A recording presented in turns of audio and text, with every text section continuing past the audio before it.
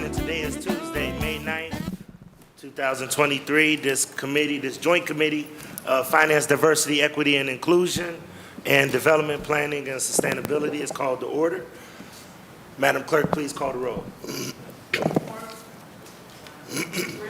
Here. Foreman, Bishop, Conwell, Harrison, Here. Casey, Valencia, Santana, Spencer. Here.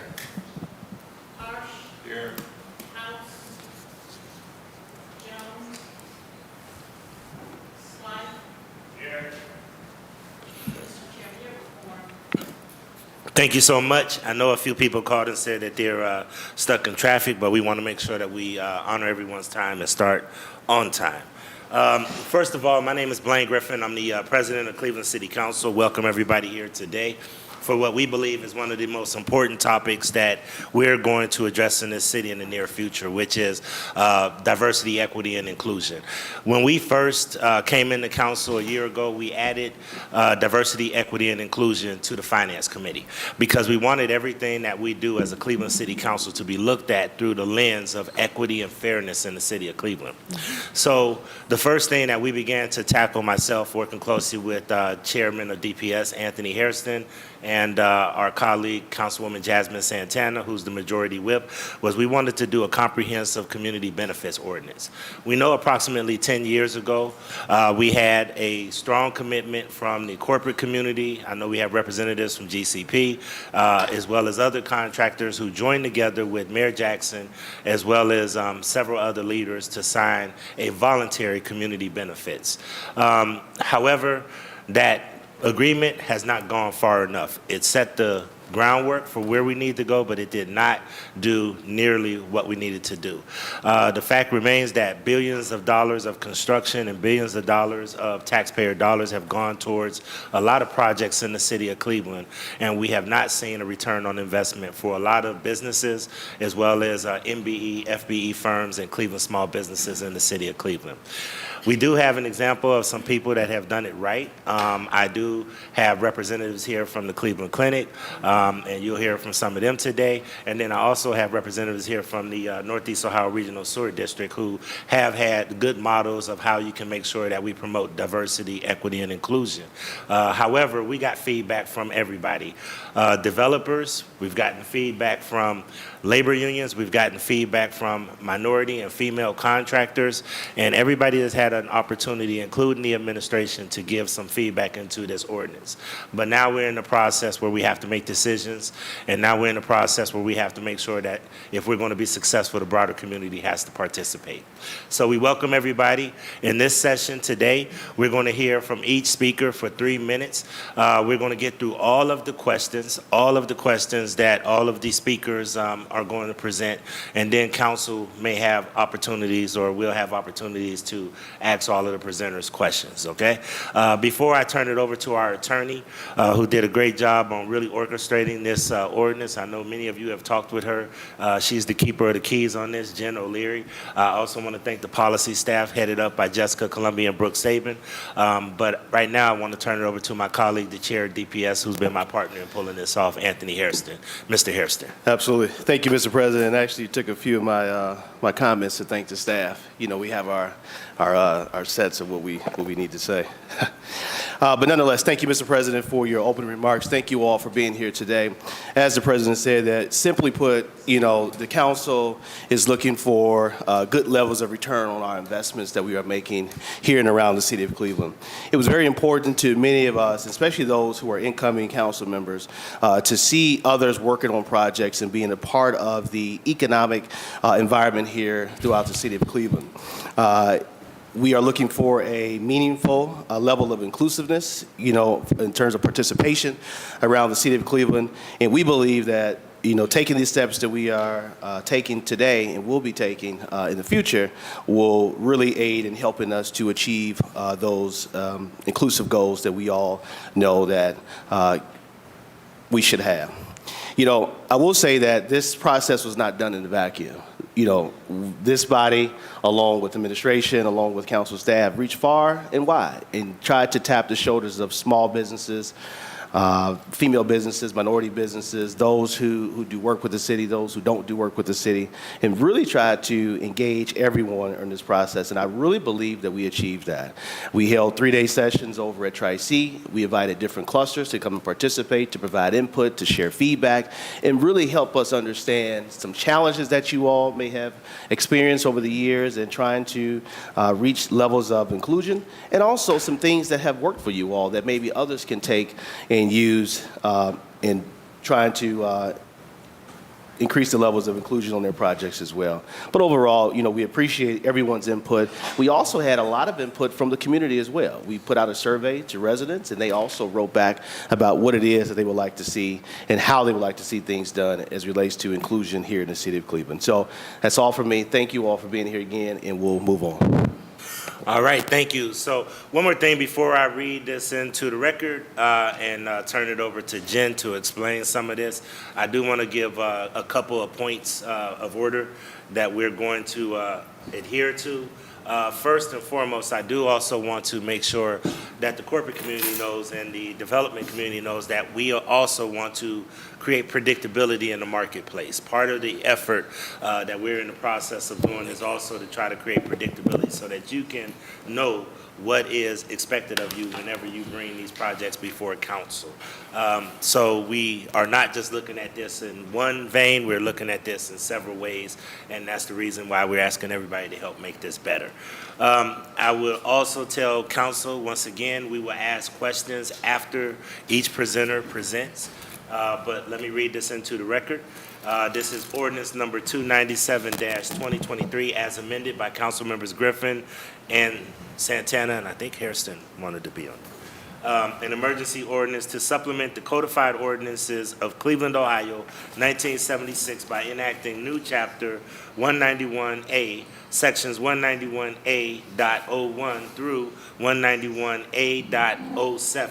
related to community benefits agreements. And as I stated, any amendments will be kept by our attorney, and we will make amendments, any amendments that council agrees upon at the last Finance Committee meeting that will take place once we're done with this set of hearings. That being said, I'm going to turn it over to Jen O'Leary, our attorney who drafted all of this ordinance. Thank you, Council President. Through the chair to the council members and all of our guests. As the Council President said, the City of Cleveland has been using community benefit agreements for development projects for over a decade. This ordinance, though, requires a community benefits agreement for development projects that receive city financial assistance of $250,000 or more. It sets the legal framework for how community benefit agreements are developed, how benefits are determined, and the kinds of benefits the city wants to see prioritized by developers. It started with council adopting resolution number 954 in September of 2022 to establish a working committee with the administration and community stakeholders.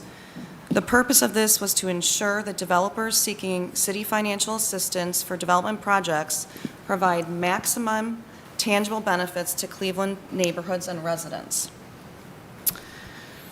Some of the other reasons why we've done this work are to advance diversity, equity, and inclusion principles.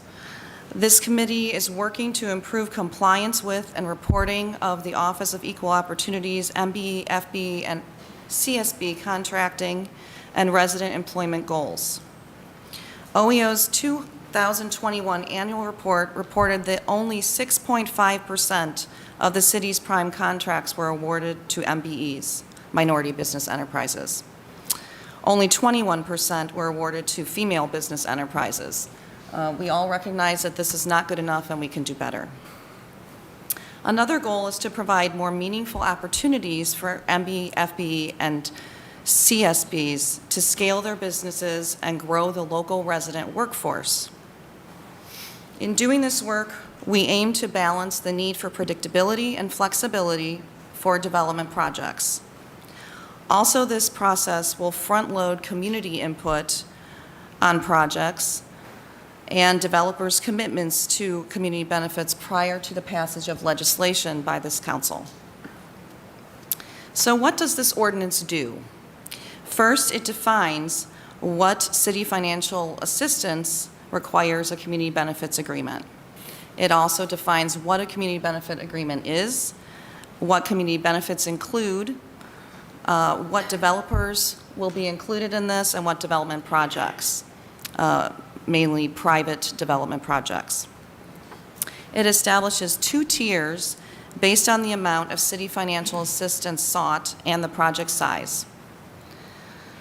The first tier is development projects that receive at least $250,000 in city financial assistance. These will require a baseline community benefits agreement. This agreement requires a plan to meet MBE, FBE, CSB goals, as well as resident and low-income employment goals. It also requires participation by the developer in mentor-protege programs, apprenticeships and internship opportunities, and community meetings to gain input from the community on the development project. This is all contained in .02 of the ordinance. The second tier is for development projects that are over $20 million in project costs. In addition to providing the baseline community benefits agreement, developers will work from the menu of benefits listed in .03 of the ordinance to provide some additional benefits. What's enough will be determined by department directors in consultation with the developers by using a scorecard evaluation process. Cleveland Citywide Development Corporation will also review community benefit commitments and advise departments and council based on community and departmental input. Lastly, this ordinance will also improve workforce and community benefit data reporting and transparency by directing the Office of Equal Opportunity to develop a public-facing data dashboard. The Office of Equal Opportunity will also send quarterly reports to council and copies of community benefits agreements to be included in the legislative file. All right. Very well done. Thank you so much. We're going to pivot now to the actual guests that we have, but before we go to the guests, I do want to acknowledge that we have a couple of members of the administration here with us. I know that Chief Epstein is here, the Chief of Regional Economic Development. He's welcome to join us if he'd like here at the table, as well as the Director of OEO, Tyson Mitchell. So both of them are here, so thank you. Okay. All right. All right. So next up we have the, and Jen is going to be sticking around, so if we have any technical questions. Next up we have, I believe Brooke is going to be doing the community survey that we received and go over the results of the community survey that we sent out to the broader community. Ms. Saban and Ms. Columbi.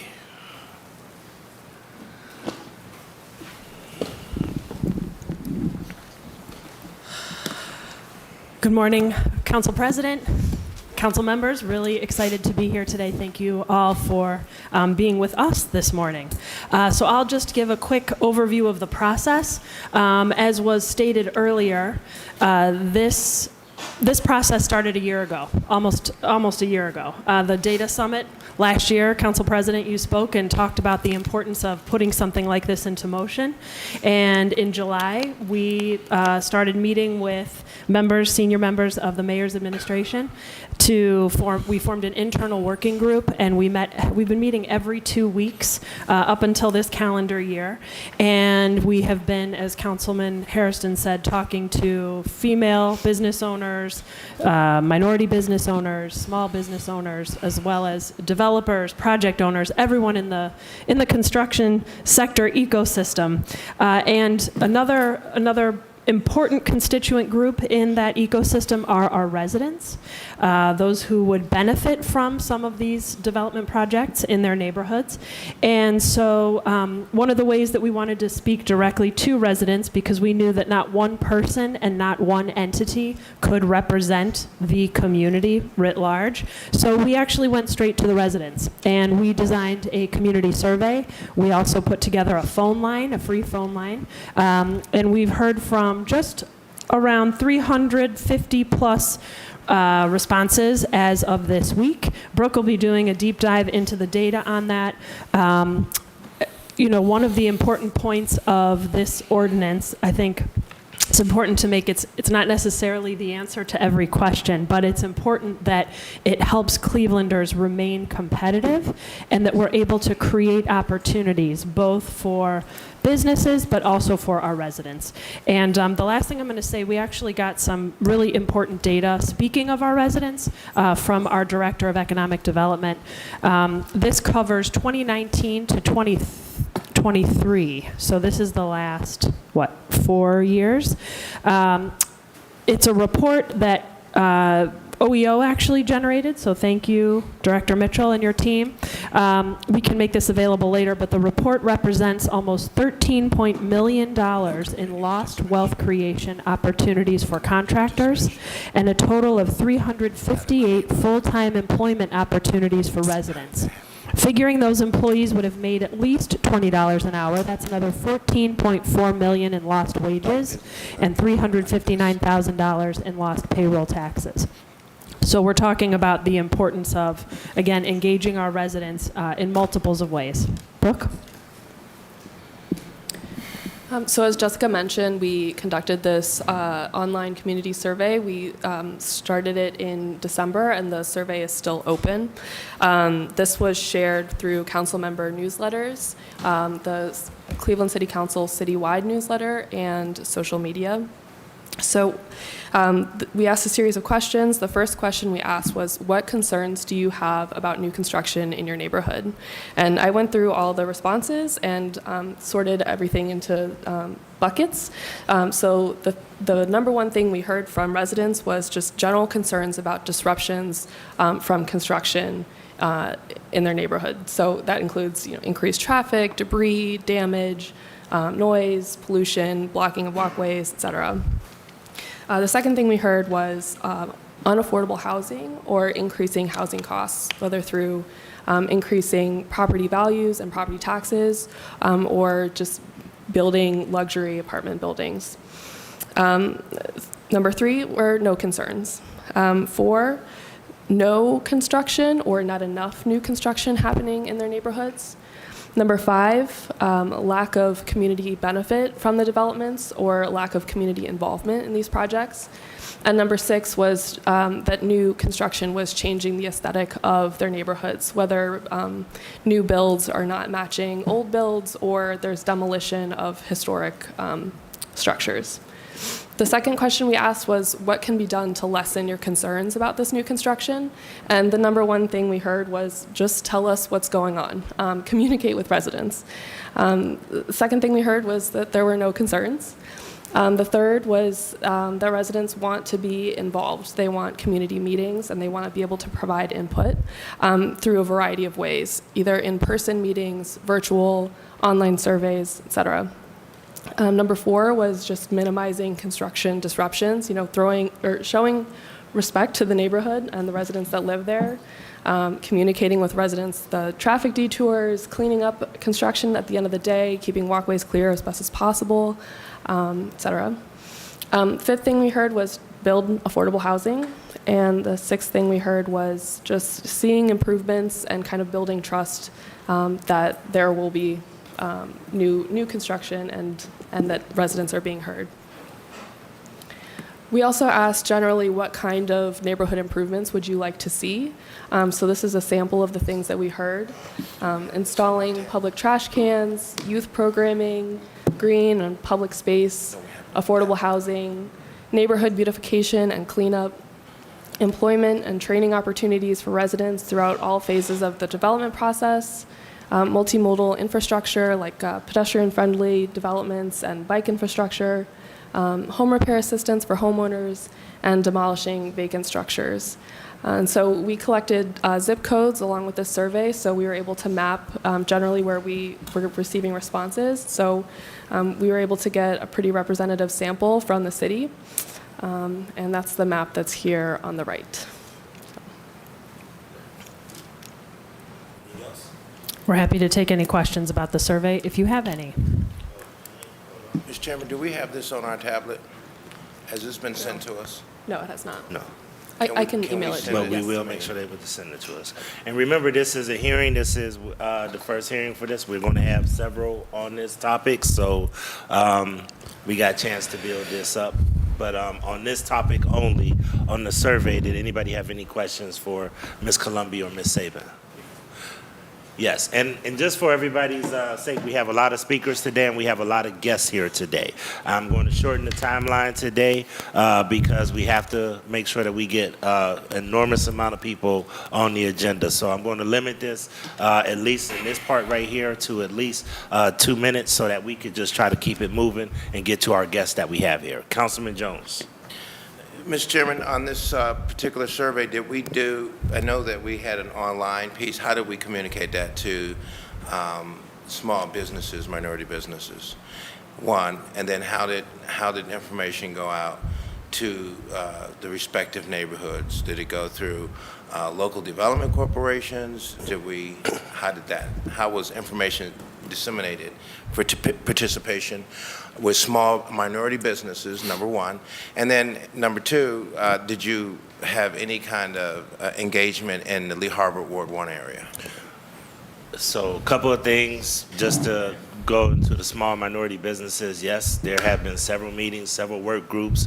Many council members were invited. Several did attend the sessions we had at Tri-C, where several small and minority groups have been there. Several of the small and minority groups have also given input and on record and to making suggestions on how to make this better.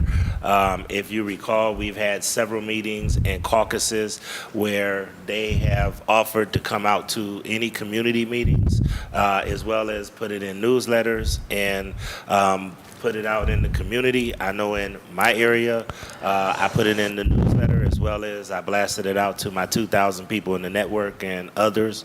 Everybody from Little Italy to East 93rd to Slavic Village participated. So there was very huge participation on this throughout. So Ms. Columbia, did you want to? It was directed to Ms. Columbia. I just wanted to make sure that everybody knew Right. what was done and what steps were taken Yep. to make sure that it Thank was you. done. All right, Ms. Columbia. We went to a handful of community meetings, and so we took surveys on paper. We had a phone number that was available for residents to call for free and voicemail that they could leave. As Brooke shared earlier, this went out in your newsletters. It went out in the council newsletter. It was posted on our social media. And we also, there was something else. Oh, if you look at actually what is in your briefing materials on your tablet. Did we contact the Can local we development allow her to corporations, Mr. Chairman, finish to the Mrs. all Saban? questions through Yeah. the chair? Mr. Chairman, And to can Mrs. she Saban, did get we it out? contact the local development corporation? So we did not, did we use CDCs? We did have a meeting with Oh, we have had meetings with CDCs, but we did not target this survey to go out through CDCs. We also did not target this survey to go out Thank you, through Mr. businesses. Chairman. No further questions. And what we did have, what is in your materials, which I think will be helpful, is a list of participants of our focus groups. And those, as the council president said, represent FVEs, MBEs, and CSBs. And I don't know if you heard, but Brooke also said the survey's still open. So we are still taking responses. And to expound upon that, we do have representatives from CMP that are here. Yes. And CMP has regular meetings, and they have also had conversations with all the CDCs around this issue. So this has been broadly broadcast, and many people have participated. Anything else for anyone else? Councilman Charles Slight. Thank you. I'll stick to my 15 minutes. Thank you for reminding us that this is still open. Through the chair, how much longer is it going to be open, the survey? And this is the zip codes of who participated. Are there any disparities in participation by zip code? And is there an opportunity to kind of use this remaining period to make sure that we're getting responses from parts of town that might not be as represented as others? And Ms. what would those Columbia, be? Ms. Saban? I'll take a first shot and then I'll. So the survey is still open. There is not a set closed time. So this has been a bit of an iterative process, and we are happy to now target and promote the survey to areas where maybe we haven't heard from folks. There is some disparity in zip code responses, and we have all of that data, so we can certainly go through and target the areas that have not responded as much as other areas. Okay. Any other questions for Ms. Columbia, Ms. Sable? Yes, Mr. Go ahead. President. Go ahead. Mr. Thank you, Mr. President. So, through the chair to Brooke and Jessica, just remind me, when did the citywide survey go out in the citywide newsletter that council put out? Early January? Okay. I remember I received it myself as well, and I know many of my residents also received it, but I wanted to be certain exactly when that went out. And that went out to every household, city of Cleveland, as we sent out our regular newsletters through the chair for each council person, correct? We're looking over our shoulder at our communications team. So who's nodding his head? Yes. Every ward. Yes, Okay. yes. Just a clarification on that. That was the citywide newsletter that had every council member on it and went to every household throughout the city of Cleveland. All right. Correct. Thank you. Okay. All right. Thank you both. Thank you. Appreciate it. We're now going to go to, we don't have public comment, so I'm going to turn this over to Councilman Hairston, and he will take it over from here, and then we will hear from our speakers. Councilman Hairston. All right, thank you. Thank you, Mr. President. Madam Clerk, do we have anybody signed in for a public comment? Have we received any written responses through email? Okay, no phone calls? Okay, got it. Thank you. So we are going to move on from public comments. We have no one signed in, but again, to those who are listening, you still can provide public comment. Either you can email it in, or you can feel free to show up here at our 1:30 session and also at our next session in finance after this. So we're going to move on to guest remarks. We will start off. How many chairs do we have? Do we need 1, 2, 3, 4, 5? We got 5 seats here. Okay. All right. We're going to move to our guest responses this morning. Is Dion Alexander here? Dion, come on up. Is Andre Byron here? Andre? Janice Contreras? Michael Deemer?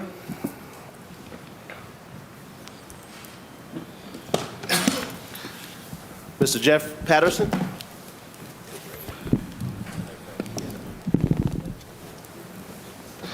And just so you know, we did them in alphabetical order by last name, okay? So no one's more important than the other, all right? All right, we're filled up, okay.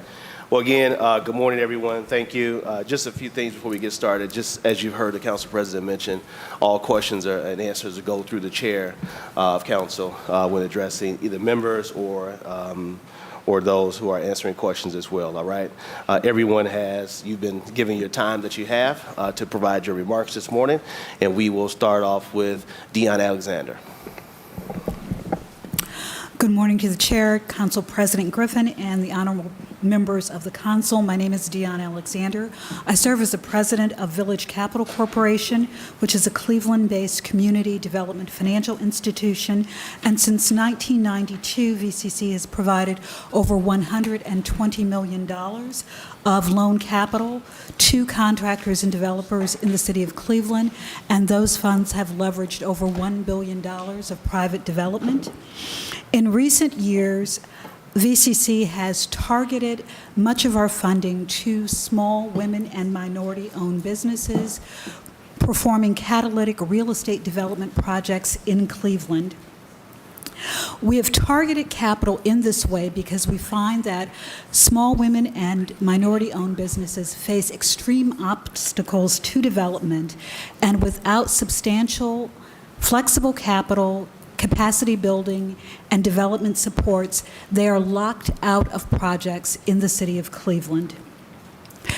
These businesses have difficulty scaling and growing because they don't have the capacity to bid on or bond for projects that the city is supporting. They have historically had difficulty finding mentors to help them navigate the development system. And by way of example, of 25 minority and women-owned firms that Village Capital has financed in the last 2 years, only 2 have identified as having formal mentors. They have difficulty negotiating and navigating what is an extremely complex development system without mentorship, peer networks, and supports. The CBO proposed by Council and under review at this meeting helps ease the business development constraints for women and people of color to benefit from funds that the city is investing in development in Cleveland. When we don't have development, what we lack is job creation and intergenerational wealth creation. So while these small minority and women-owned businesses may be bidding on and participating in larger packages, the wealth and income that they create ultimately comes back in the form of other development, which larger developers don't find value in doing, in historically disinvested neighborhoods in Cleveland. Just the developers that Village Capital have worked with, we have provided over $8 million of financing in 3 years. It's generated over 100 units of housing. It's created or preserved over 50 jobs. And this is money that is coming back to the community, for the community, by residents of the community. They're unable to do this on some of these more difficult jobs if they cannot bid on some of the major packages that the city is supporting. So I have not timed this, but I believe that I am at my 3 minutes. I appreciate the council and staff taking up this critically important issue, and I would welcome any questions that you might have. Thank you, Dion. Thank you for your comments this morning. Very well spoken. Did you want to take questions after each? No, if we could just let everybody do their 3 minutes, but what I'm going to ask, if we could have every council member while they jot their questions down so that we could do all questions at one time. But I do want to make sure if any speaker does want to submit their questions for the record, they can also submit it to our council staff with Ms. Columbi, because you have some pretty good data points that I think could be helpful for this discussion. Got it. Thank you, Mr. President. Next, we'll move on to Andre Byron from the Cleveland Guardians. Good morning, Council President and members of City Council. My name is Andre Bryan, and I am the President of APB and Associates, and I am the owner's representative for the Cleveland Guardians and the ballpark renovation program, and also the developer of their community benefits program. I'll introduce Matt Grimes. Thank you. Good morning. Thanks for having us today. My name is Matt Grimes. I have the honor of serving as the head of diversity, equity, and inclusion for the Cleveland Guardians. At the Guardians, we talk a lot about our purpose. Our purpose is pretty simple: to unite and inspire our city through the power of team. We just happen to think we can do that by winning World Series. Inherent in our purpose is a deep commitment, and historic commitment to community impact, particularly as it relates to youth development. And that commitment is what motivated us to apply these principles to our current ballpark renovation project. The efforts to pass the CBO are right in line with who we are as an organization, and because of that, we fully support and appreciate the opportunity to speak here this morning. I'm going to pass it back to Andre to speak to what's working so far. Thanks, Matt. And in creating the community benefits program for the Guardians, working closely with everyone from Mr. Dolan through Neil Weiss down to Matt and his team, we designed a program that we felt fell in line with what the city was already doing, but we decided that at the Guardians we would go beyond the numbers. I've had the benefit of being able to help develop community benefits programs for probably more than 24 projects in the city of Cleveland over the last several years. And the Guardians' commitment to go beyond the numbers has kind of exceeded everything that we've done so far.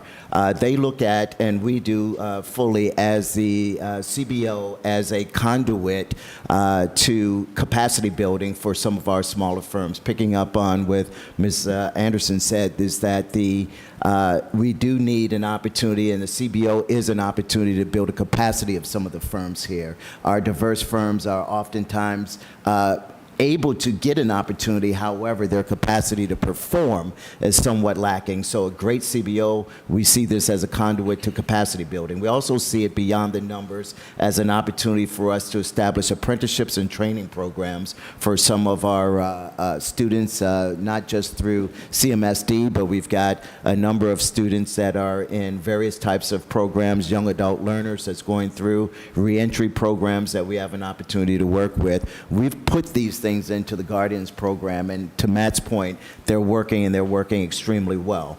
Many, even before construction begins, many contractors have actually picked up some of the young folks through a strong and a solid CBO, and they're going through apprenticeship or some type of training well before construction actually begins. So those types of efforts in the CBO really make a difference. And the other thing that the Guardians really look forward to and really endorses this CBO, because there's an element of transparency. transparency.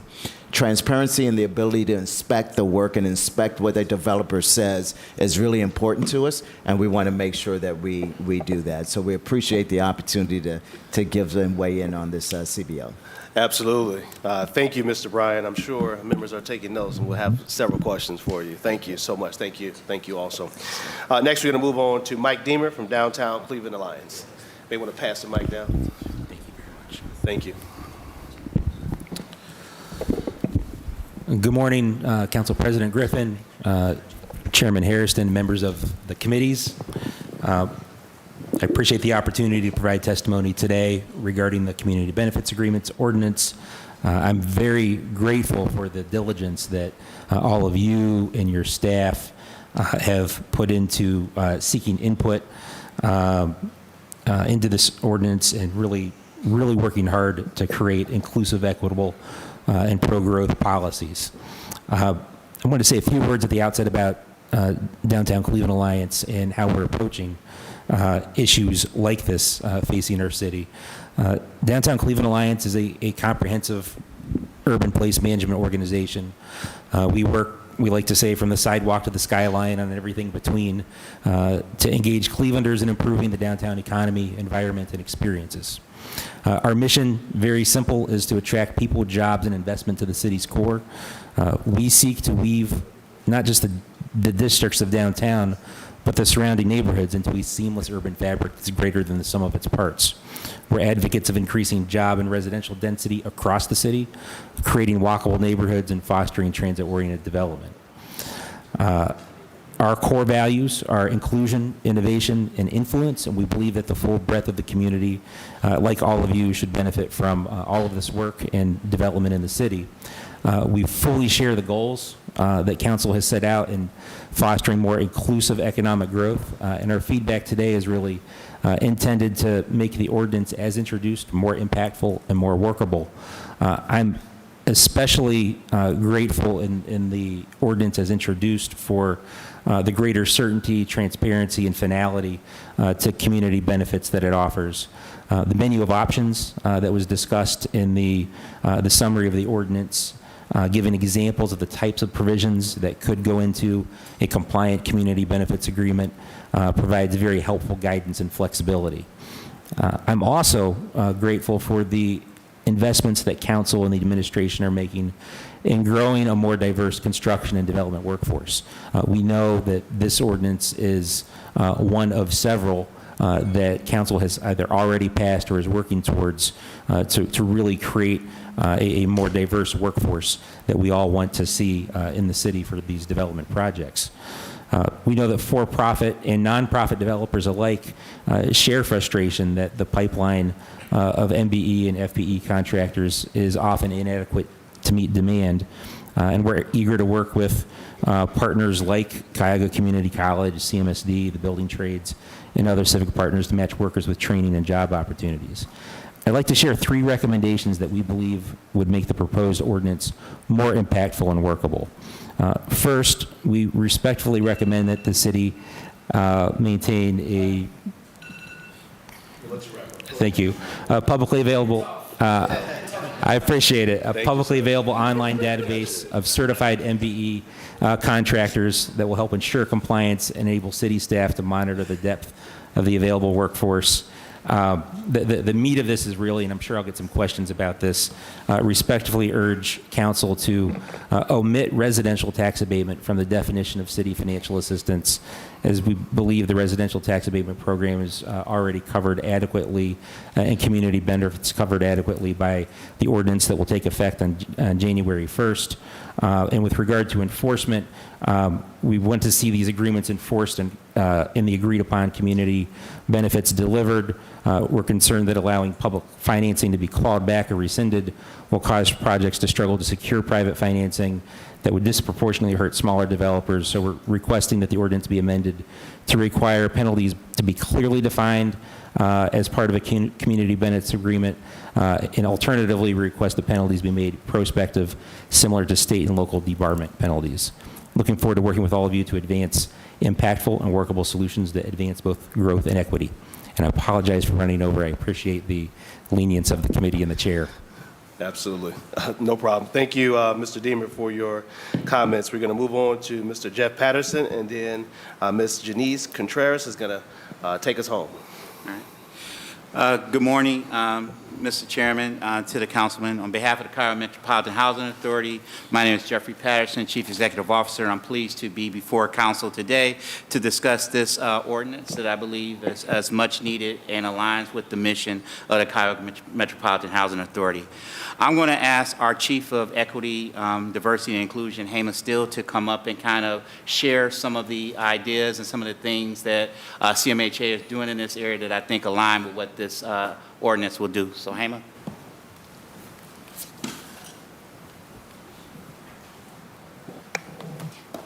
Good morning. Thank you. Welcome. Good morning. Good morning, Council President, Chairman, committee members. The Cuyahoga Metropolitan Housing Authority recognizes that when CMHA or a private developer constructs a new building in the city of Cleveland, it's not just about the building, it's about the community. This is why CMHA supports the city's push to prioritize residents and local businesses and to broaden historically disadvantaged groups' access to economic opportunities through proposed ordinance 297-2023. Indeed, measures in this proposed ordinance align with many CMHA programs reflecting shared values as they relate to economic inclusion. For example, CMHA's MBE and WBE program imposes a 20% spend on minority-owned business enterprises and 10% spend on women-owned business enterprises. The Achieving Community Employment, or ACE program, dovetails with HUD's Section 3 requirements by endeavoring to ensure that at least 25% of all labor hours on a project are provided by CMHA residents or other low-income community members. As a developer, CMHA also strives to broaden its benefits to the community by, for example, connecting contractors with CMHA residents and participants seeking work opportunities, incorporating local stakeholders' input into the decision-making process, and integrating LEED and other green building principles in the building design.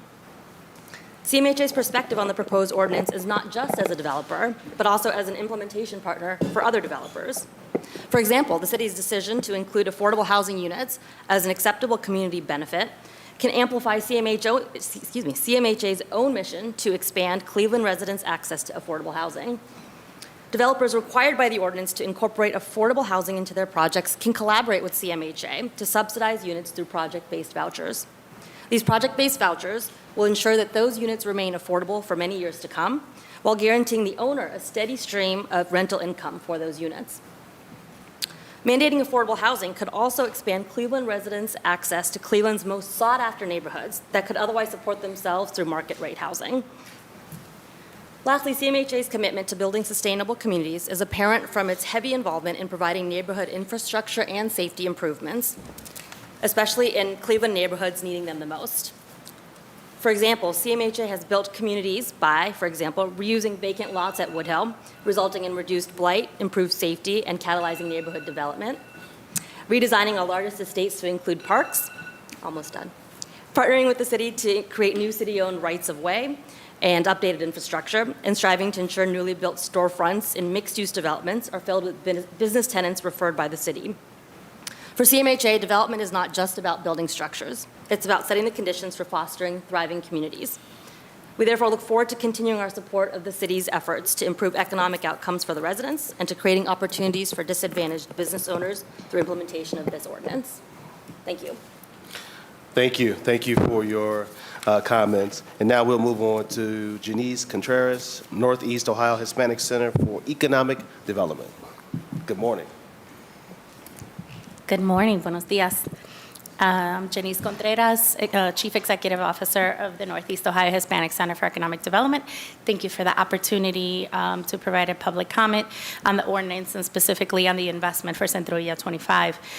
Centro Villa 25 is a $12 million transformative economic development project located in the Clark Fulton neighborhood. It is the manifestation of decades of work in the Cleveland Latino community to create a place, a marker in the city that that we all call home.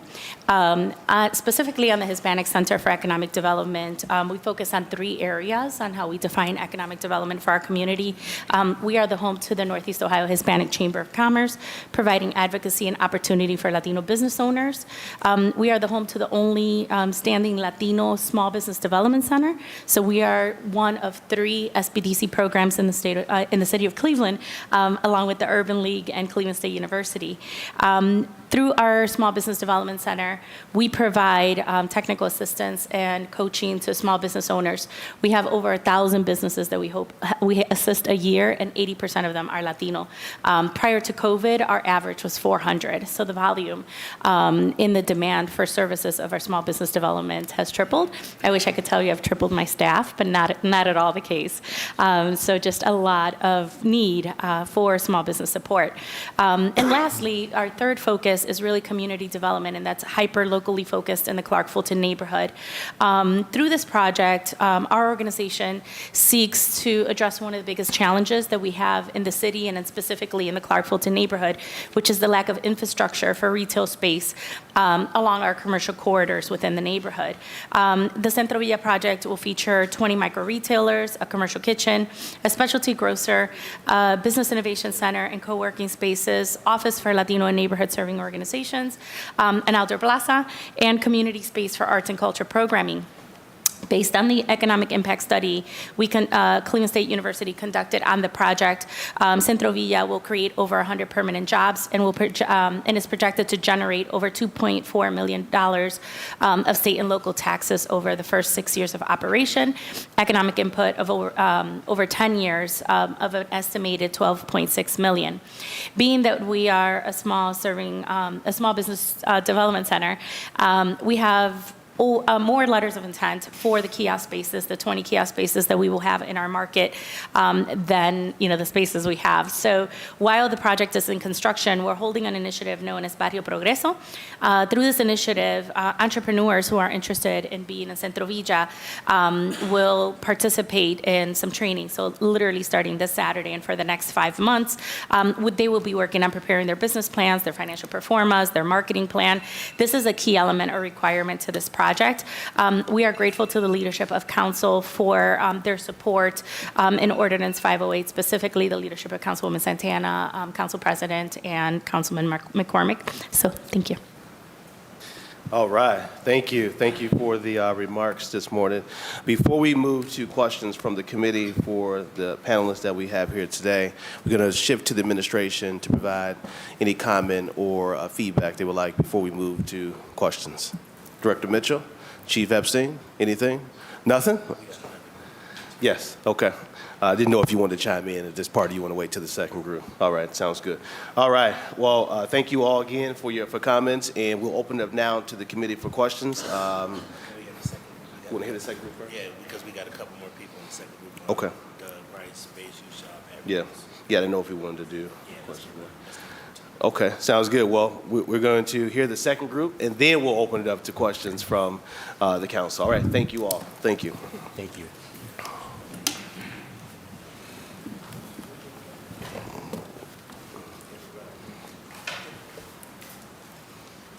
All right, next group we'll bring up is Doug Price, K&D Properties, Radhika Reddy, Aerial Ventures, Pat Rios, the Cleveland Clinic, Beju Shaw, Greater Cleveland Partnership. Has Dean Vaughn arrived? Mr. Vaughn? Okay, once he arrives, he can come on up.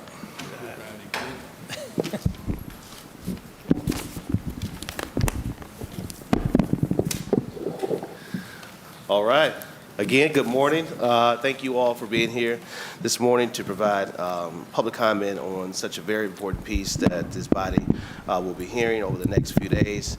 And again, everyone has 3 minutes to provide comment and share their remarks. And remember, all questions and answers will go through the chair because we will go to council persons, committee questions after your comments. And we'll start off with Mr. Doug Price.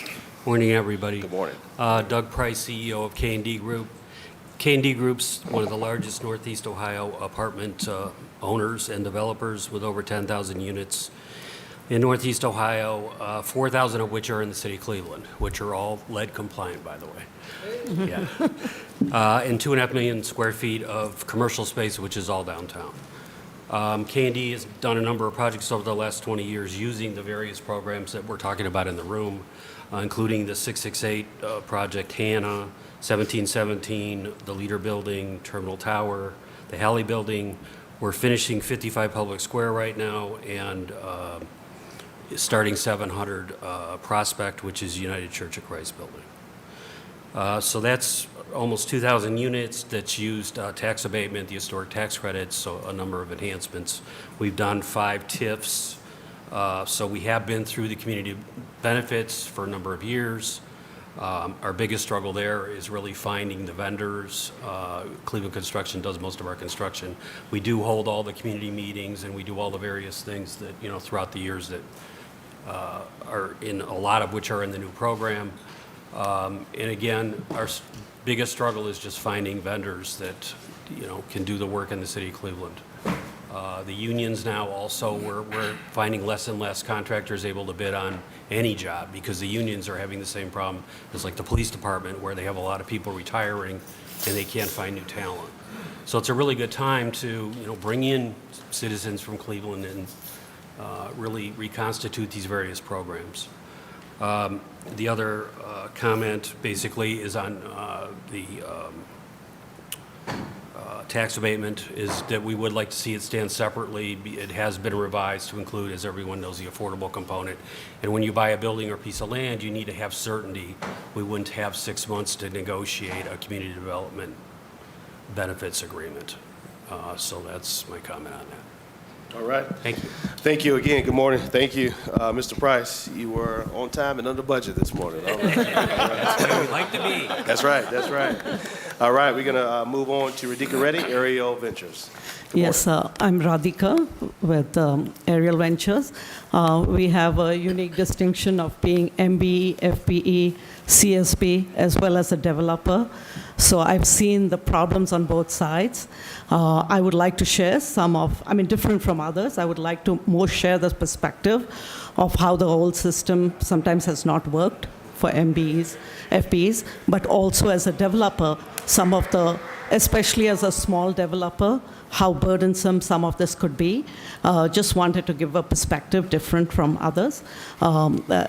Just as an MBE, FBE, one huge broker asked us to joint venture with them to apply for a contract with the government because of our expertise in new markets, of public-private finance, new markets, historic.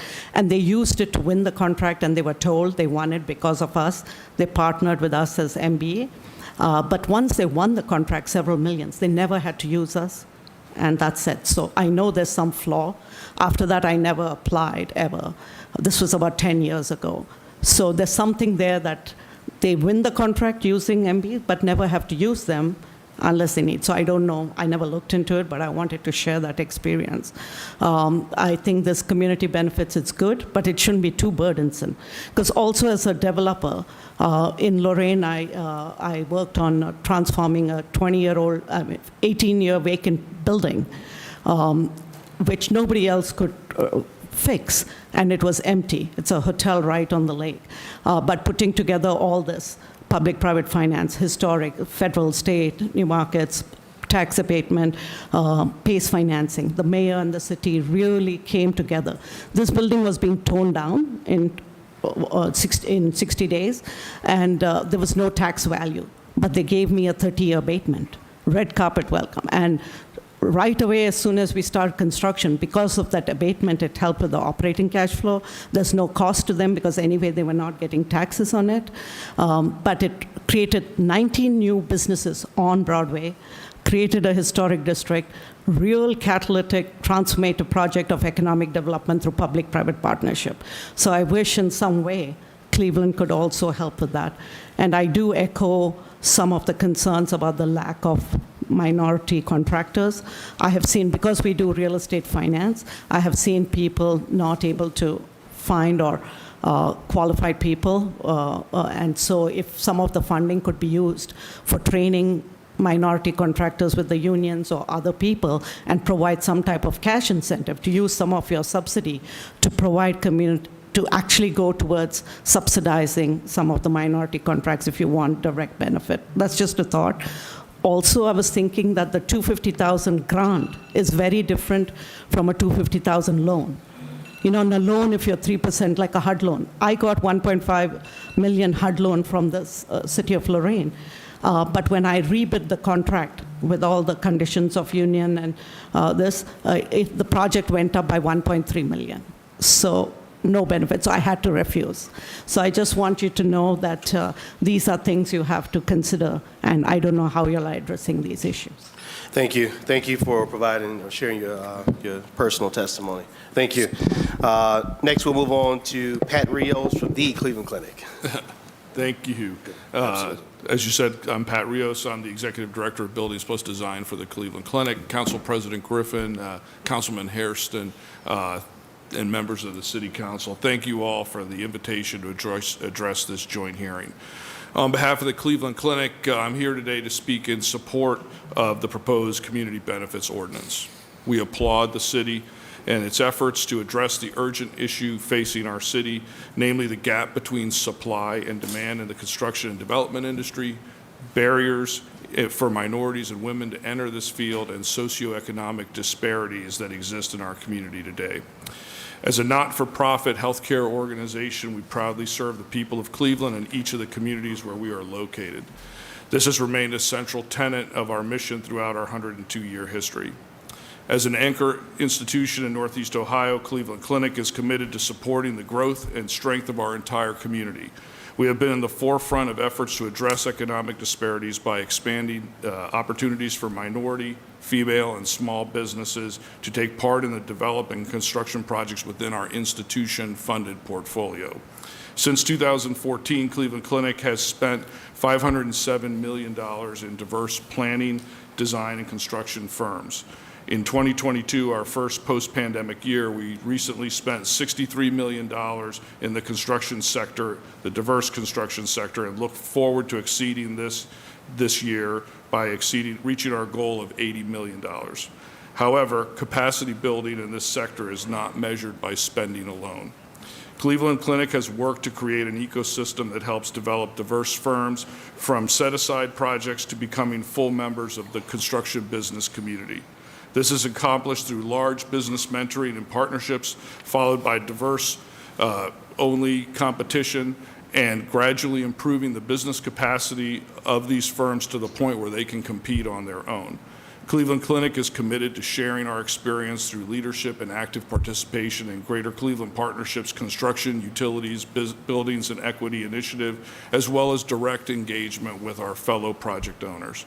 Within the local and national healthcare industry, Cleveland Clinic has been a leader in developing capacity building programs for diverse firms, expanding public outreach and engagement with them, and adopting transparent reporting processes to track our progress in attaining our equity goals. As we reviewed the proposed legislation, we were extremely pleased to see the inclusion of many of our programs in the Community Benefits Ordinance. Examples include our Mentor Protege program, to expand the capabilities of diverse firms by partnering them with a mentor firm, also supplying internships for youths considering careers in the building trades as part of our large projects, assessing and measuring prime contractors to meet resident and low-income employment goals during the vendor selection process, and conducting deliberate, I will come to a point quickly. No problem, go ahead. And conducting deliberate industry outreach that is targeted to diverse vendors as part of our overall construction program and specifically for our large projects. I wish to thank Council President Griffin for his partnership in setting up our inaugural Diversity, Equity, and Inclusion Industry Outreach event in April 22. And in March of this year, the first of 3 community outreach events was held, engaging construction managers, design assist partners, the City of Cleveland, and community partners for business-to-business and career fair events. Further, we're very pleased to roll out our inaugural DEI Accelerator program in partnership with university hospitals to support minority-owned businesses. I'm particularly pleased to report that all 5 members of this year's cohort work in the building industry and 4 are actively engaged in Cleveland Clinic projects. These events demonstrate our intentional focus on diversity, equity, and inclusion as our construction projects ramp up following the pandemic. Beyond diverse spend and capacity building, we intentionally work with our industry partners to address community needs as part of our large projects. Examples of this include a new nursing lab at MLK High School, later relocated to Glenville High School, where CMSD students train to become state-tested nursing assistants going to work at Cleveland Clinic, UH, and the VA. Building an intergenerational park in the Huff neighborhood as part of our new health education campus in partnership with Case Western Reserve University, and commissioning and installing a community-inspired public art display as part of our biorepository development along Cedar Avenue. Cleveland Clinic has also invested in enhancing the neighborhood infrastructure by building pocket parks along Cedar Avenue in partnership with community-based organizations. We look forward to more of these efforts to improve community amenities in the public realm as we approach our ongoing construction and property maintenance efforts. Let me close by thanking City Council for its open and inclusive approach to formulating this community benefit legislation. We sincerely appreciate the opportunity to offer the benefit of our experience to this effort for the benefits of others.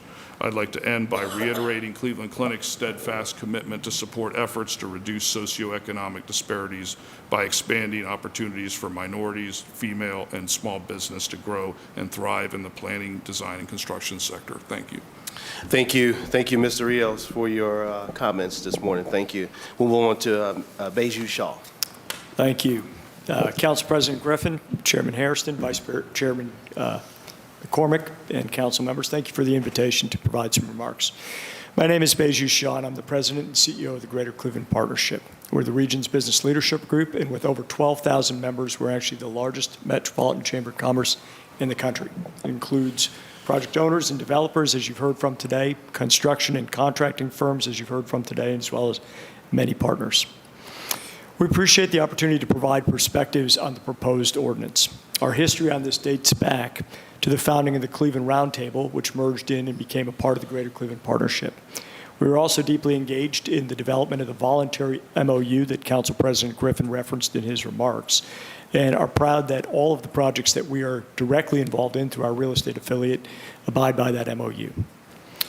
We share your focus and commitment, and we very much appreciate the engagement we've had with council and the administration on this topic. Throughout this process, we have also convened our members, some of whom are also testifying today, to get their perspectives on the ordinance. They are committed to using the development that is occurring in the city today, transforming our city, as an opportunity to really transform the city through inclusive opportunity. They're committed to the goals and the targets that have been outlined in the proposal of the legislation.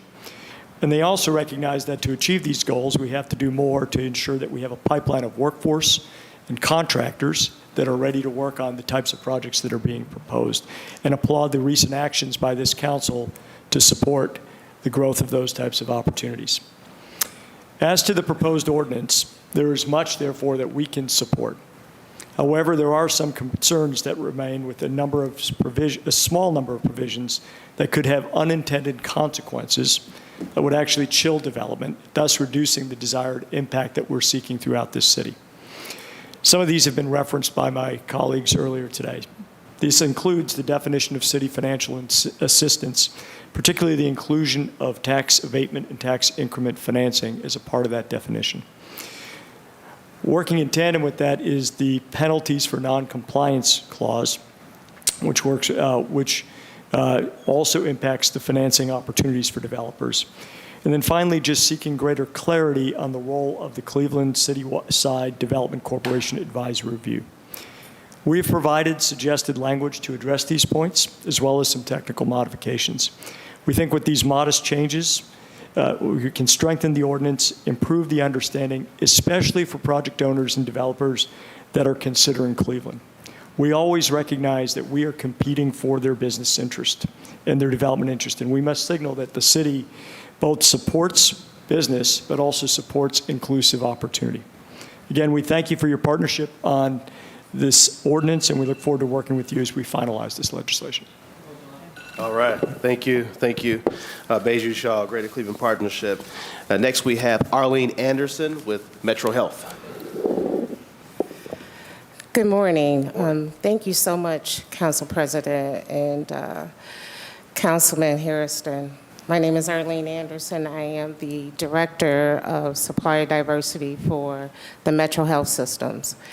And I have worked in this area for quite some time. So it is exciting to see that this council is taking a huge step in trying to address some of the barriers that minority, female, and others experience in this city.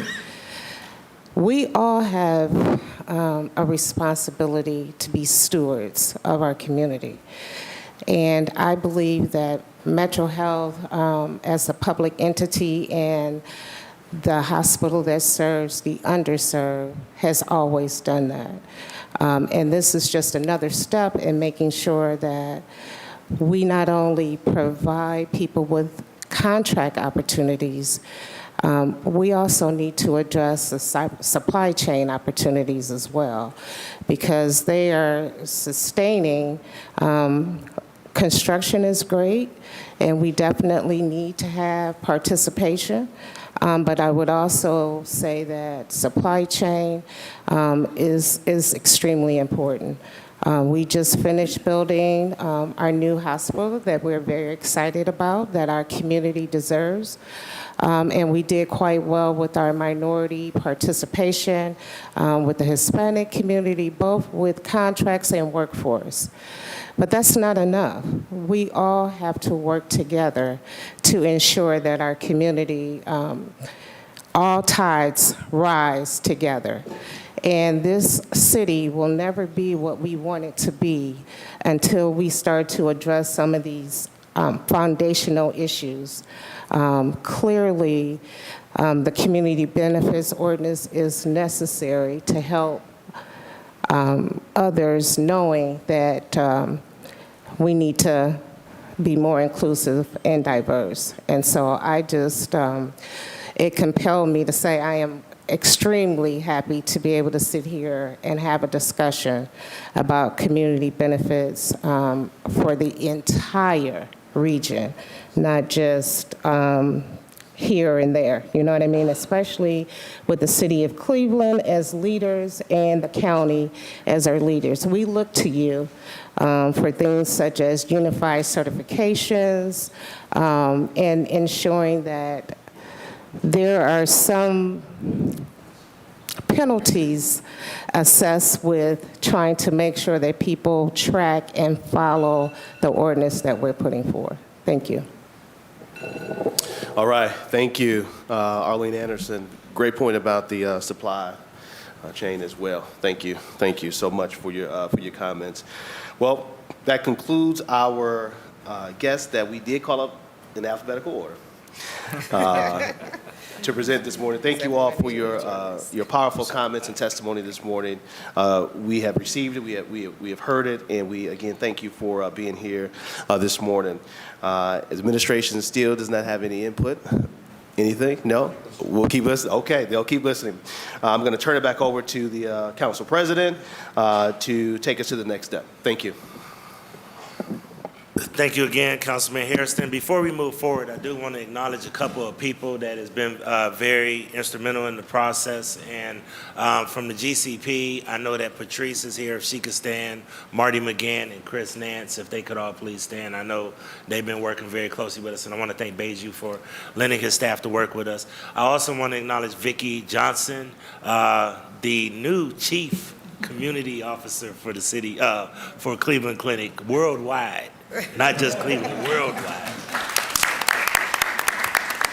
My very good friend, we're so proud of her. And then I also want to acknowledge, if I could, Tiffany Jordan, as well as Katie Wing from Northeast Ohio Regional Sewer District, if they could please stand. They've both been very involved as well.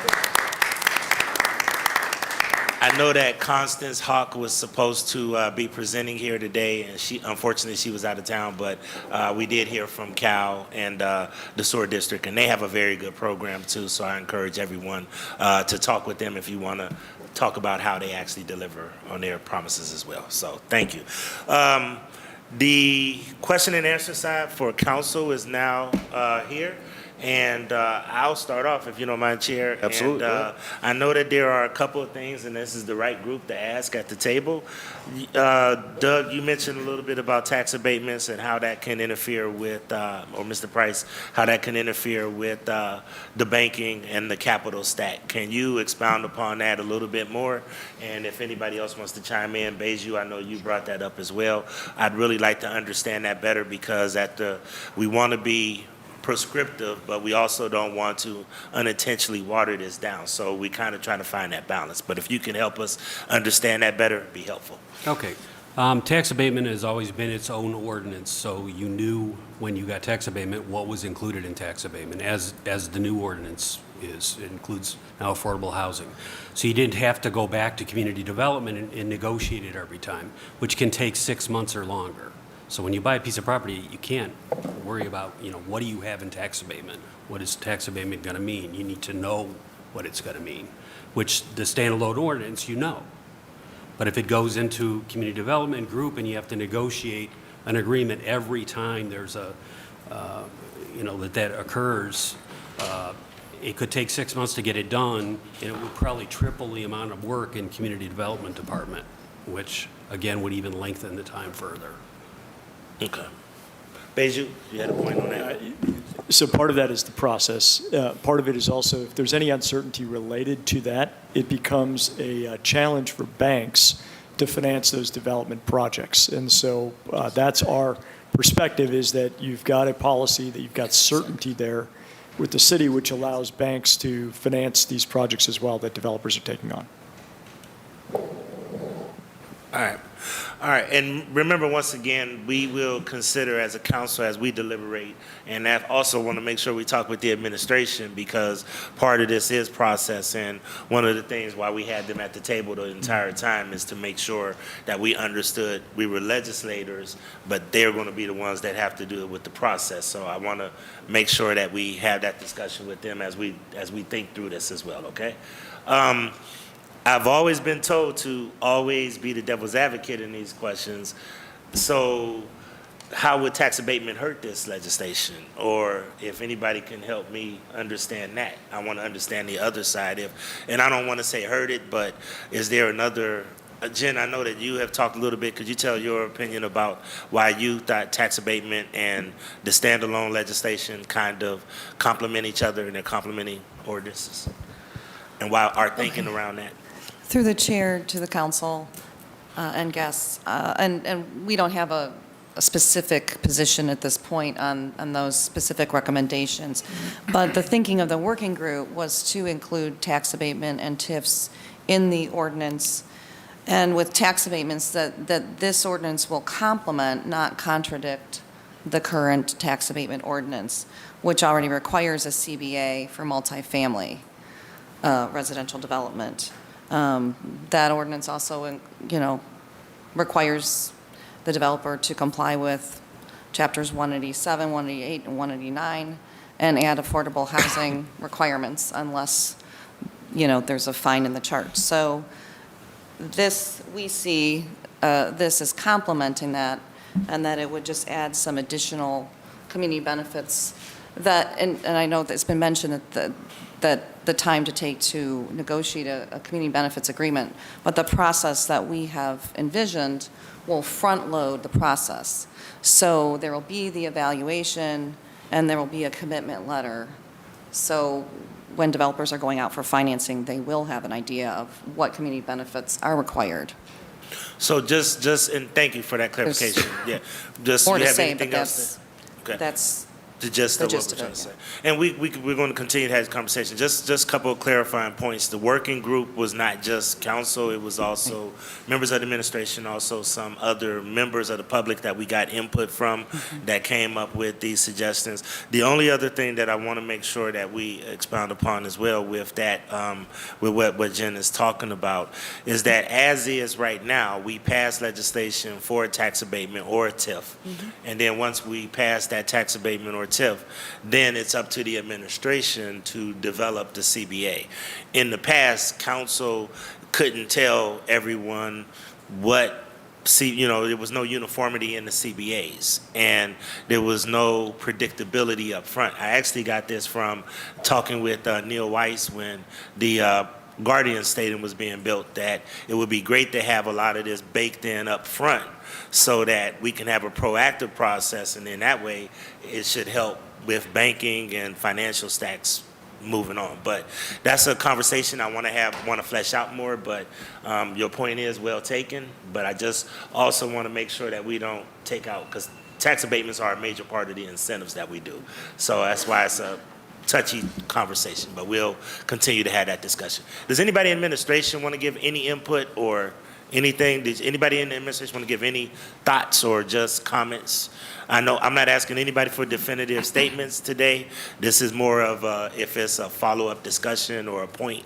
Jeff, if you Mr. Chief Epstein. To the chair and the committee, I think the goal here overall is consistent with what council's outlined, and we want to create an opportunity where we're ensuring that there's adequate community benefit, where the city is subsidizing projects, that we are being predictable about that benefit in a way that doesn't chill development. And I think we're open to working with council and the community to try to strike the right balance here. I agree that abatement is a major piece of what we have. We do have abatement legislation that requires a CBA. And I think the intent here is not to create a massive amount of uncertainty that is going to delay financing or make projects uncertain. That's nobody's goal here. I think it's just figuring out what is the right balance there to ensure that we are building appropriate community benefit into all projects that the city is putting subsidy into, whether that is abatements or TIFs or whatever it is. And I think we can hopefully work together throughout this process to kind of get that right balance of community benefit and predictability. And I agree with the council president, the idea that we need to start standardizing and front loading what is to be included in community benefits agreements at the start of a project, so that there is clarity between the administration and the community and the developer on the level of expectation. Thank you. Well said, and we'll continue to find that right balance, because we definitely don't want to chill the market. If we chill the market, it won't be a benefit. So we need to make sure that we kind of do both, and hopefully we get some guidance as well. If Jeff, if you and Director Mitchell get some feedback to us, and Chief or Director Jackson be helpful. Okay. All right. Those are the questions I have. Councilman McCormick. Thank you, Mr. Chairman, and I want to thank all of our guests for being with us here today. This is an impressive crowd, and you all have busy schedules, so thank you for being with us here today. I want to thank the Council President, Chairman Hairston, for pulling this together and their hard work on this. And I'm really excited about moving this process forward, because I think the predictability and the structure of understanding what the city's expectations are not only important for development teams, but important for our communities to understand what our expectations are. And Mr. Chairman, having 17 different systems that say 17 different things to all sorts of different people is just, it's not good for anyone. And so I'm really excited that we're working towards this standardized process. Chair, I'll also note, and I think I would actually say it's more important, if not as important, but are the ARPA dollars that the council and the mayor's administration are investing in that workforce development. You can put all the requirements on the world you want, but if we're not doing what we got to do to make sure our residents are trained up, then it's just going to be a hollow requirement. And I think at the end of the day, everyone in this building, I think, shares the same goal, and that's to get our residents, economic elevation, to improve their lives and their families and their financial stability. So I'm really encouraged about those investments in workforce, in connecting folks, in, reforming things like bonding and investing in minority businesses. To me, that's kind of like the meat and potatoes that follows with the reform to ensure that we're doing that work. Chair, I just appreciate the conversations we've had, reflecting what CEO Shaw, City Hall, it's like a title thing. I mean, it's a weird thing, But then you don't give someone a title, and then you get in trouble. We just do titles. Our friend over here from the Greater Cleveland Partnership, that's what we'll call him. The comments are, I think, really important, and I do agree that it's my opinion that we should pull tax abatement out of this. We already took the bite out of that apple. We already did reform tax abatement, and I do think that this will lead to significant confusion if it's my 1 out of 17 opinion. I think I think we got to really think critically about how we manage that, because once again, I'm adding the layers of complexity, and the city, like every other industry, is struggling to hire. And so adding a significant amount of more work onto these departments, I think, would also be a challenge. So I did want to lend my support to that policy of kind of separating these two things. Again, with the understanding that we went through a robust process led by our fearless leader, Chair Hairston, to reform that tool on its own. So I did want to speak in favor of that, Mr. Chairman. But again, I think it's because of your work and others, we're very close to a really good policy to bring clarity and more equity to economic development here in Cleveland.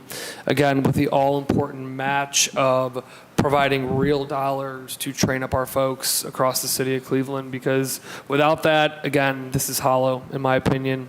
So, but with these two things combined, I think we can make a real big difference. And as Mr. Price noted, it's not just good for equity, it's good for business if more of our residents are able to fill these roles, so that we have that local supply of folks not only being able to, improve the lives of themselves and their families, but those are folks that are local.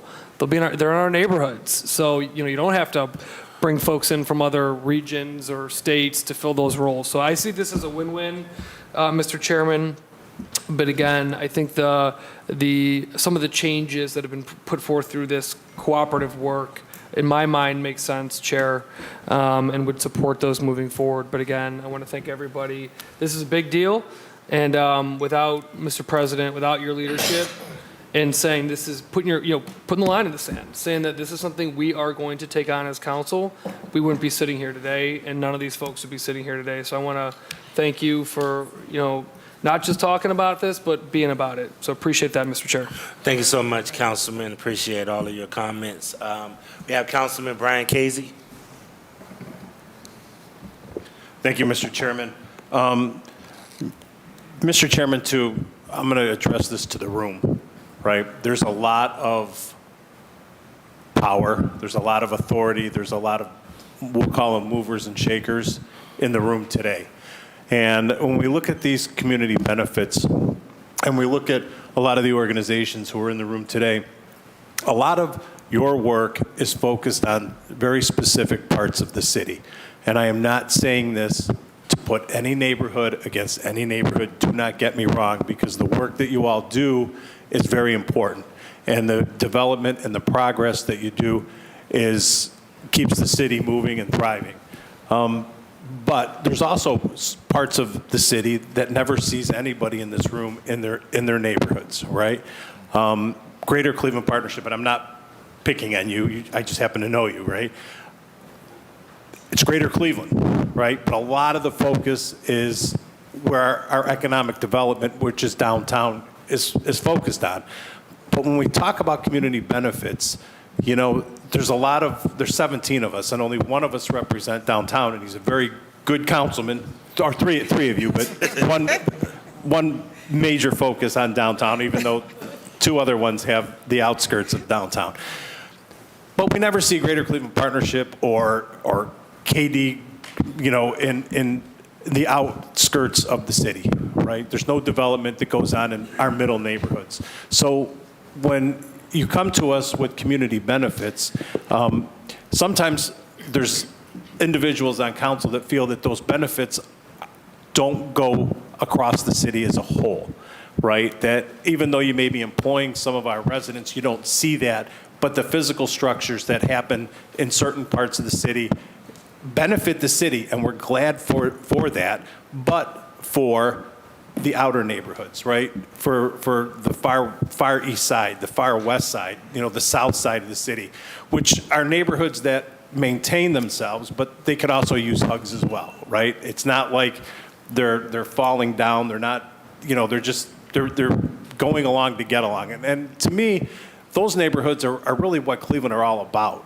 right? It's that middle class, blue collar, people who get up every day, don't ask for anything, but go to work, come home, want to be safe, and have their garbage picked up and their streets plowed.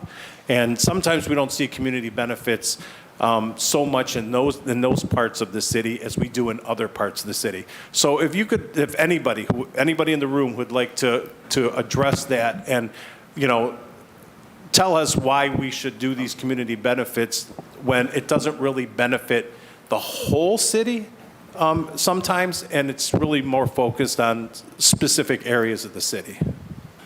So Beju? I'll start to the council president, to the chair, if I can respond to the Councilman Casey. So first, I want to correct on one thing in terms of where we're engaged. We are the Greater Cleveland Partnership, and while you see us visibly involved in a lot of the downtown work, I just want to remind the council that through Cleveland Development Advisors, our real estate affiliate, we are investing across the entirety of the city. So whether it's Studio West 117, it's the Pivot Center, it's the Cleveland Food Bank, it's Magnet, it's in Fairfax, we've got both our members, but also our real estate investment dollars investing throughout all of the entire city. And whenever Cleveland Development Advisors gets involved in a project, we insist again on the MOU that's been entered into between the private sector and the public sectors, defining the community benefits that need to be adopted by any of those projects. And certainly we've partnered with Radhika and her firm in several of these projects. So we require that wherever we operate. And then some of our members operate, as you said, throughout the region. Cleveland Clinic right next to me, all their projects, not just the projects that are within the city of Cleveland, require these same types of community benefits. The other part of this then is sort of the firms that benefit from these community benefits, not only their owners, the minority owners, the female owners, the Cleveland small businesses, but also the workers live throughout the city and live throughout the region. And so it's important as we think about this ordinance to recognize that the impact of that ordinance is not just where that project is actually being constructed, but it's all of the people that are participating in that project. And then I appreciated Arlene's comments about it's not just about the construction, it's about the diversity of the supply base that continues on in those enterprises. And so that's something that we strongly support as well.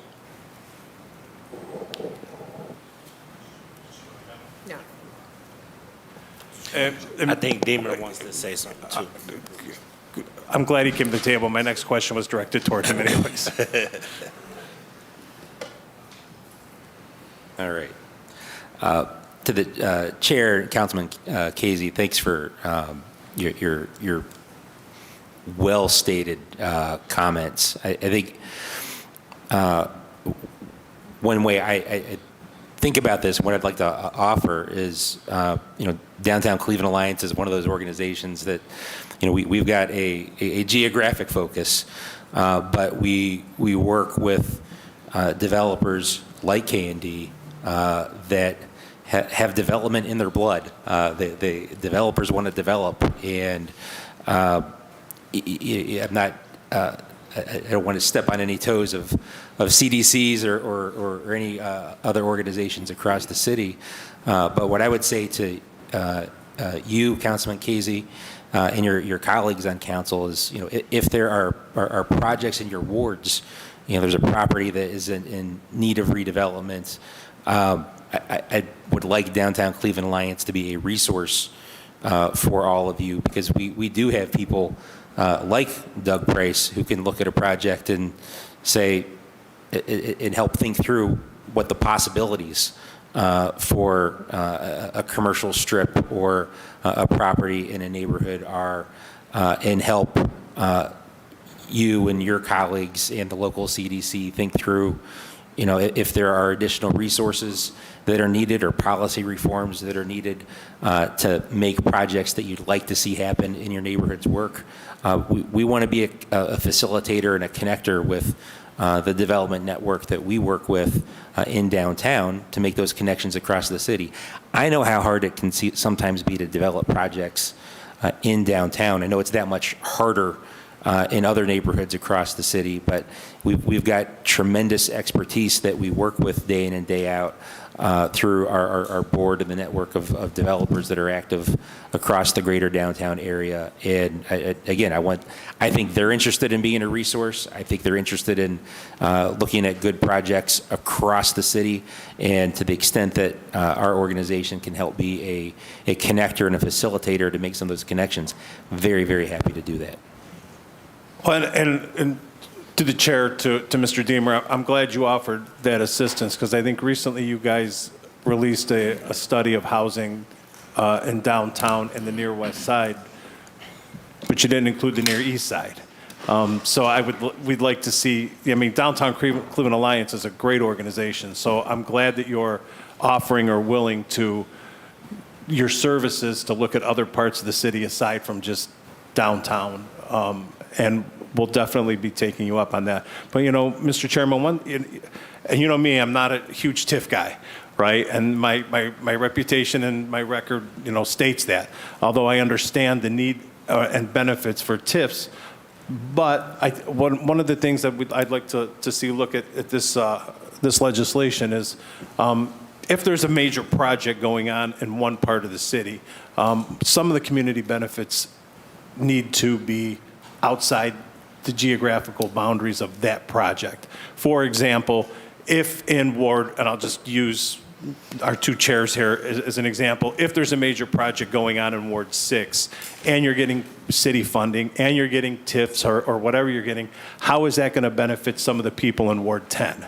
Right, aside from just employment. I mean, you're physically building a structure, but how does that also benefit, you know, something that's going to happen in another part of the city? And you know, how can we start, I don't want to say, you know, you spreading the peanut butter too thin, but, you know, it comes to a point where it's like, what about other parts of the city? And then I think that's what I'm trying to get across. And I don't know if I'm articulating that enough, but I think everybody knows where I'm going with that. So that's my 2 cents at this point. Thank you, Mr. Chairman. And Councilman, you bring up a very good point, and we actually had you in mind when we had a point of looking at one of the options, and one of the menu of options is if someone wants to possibly fund an affordable housing trust fund. And we hope that this might lead to something working with the city, that if developers want to put this into an affordable housing trust fund, then we can help with home rehab, help with senior and age-friendly housing in neighborhoods. So if we get a Bedrock or if we get a Lakefront or something like that, we definitely want to see how a community benefit agreement can maybe part of it go into those kind of things so that all of the city can benefit. So we've actually had some of those conversations, and your point is well taken. And I'm glad to hear that, Mr. Chairman, and we'll just use the Lakefront as an example, right? I mean, and who knows where we're going with the Lakefront, right? But aside from coming down and visiting, how does redeveloping the lakefront? I know it's great for the city as a whole, but what about those residents who've lived here for 30, 40, 50 years who don't visit downtown? How is something like that going to help individuals like that in neighborhoods, you know, that house people like, you know, of that nature? That's definitely the challenge, but also it's something on the radar and something we tried to capture as something we could develop, especially with the big ticket folks. And actually myself and Councilman Hairston have already, with some of these guys, started having some of those discussions. So just to let you know, that's coming soon to a neighborhood near you. All right, thank you. All right, I have Councilman Chris Harsh, and then I have Councilman Joseph Jones. Oh, Councilman Spencer.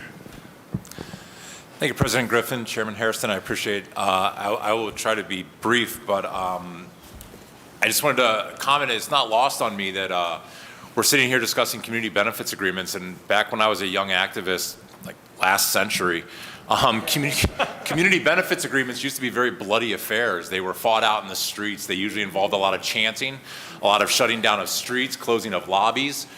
They were usually the result of people feeling that the corporations and government were not listening to them. And the people felt like they had to insert themselves into these processes, whether it was building a new building or paving a road or doing a sewer repair.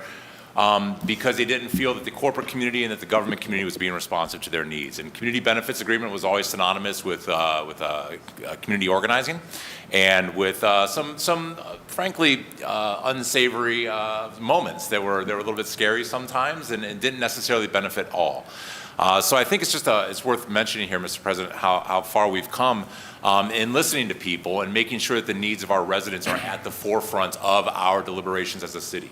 And so we've got a council here representing 17 wards of 25,000 people each, diverse groups of people, diverse communities, from the far west to the far east, from the north side to the south side of Cleveland. And we're able to have these discussions up front with the community at the table, with representatives, and make sure that our community benefits from the work that goes into our city. And I think this is a rather remarkable accomplishment from something that I know you were involved in back in the day as well, when we used to have to bring these issues the hard way. So I just want to comment on how much progress this is for local representation and for the people of the city of Cleveland to have their seat at the table, to have these discussions on the front end, to make sure that we all benefit, as Councilman Casey just pointed out. So that's all. I had Councilman Conwell, Councilman Jones, Councilman Spencer. Okay, so Councilman Jones, then Councilwoman Spencer. Thank you, Mr. Chairman. I just want to first start out by thanking Village Capital for the work that they do, and they have helped to make an impact on my neighborhood going far as back 25 some years or better. And the topic matter is one that touches me closely.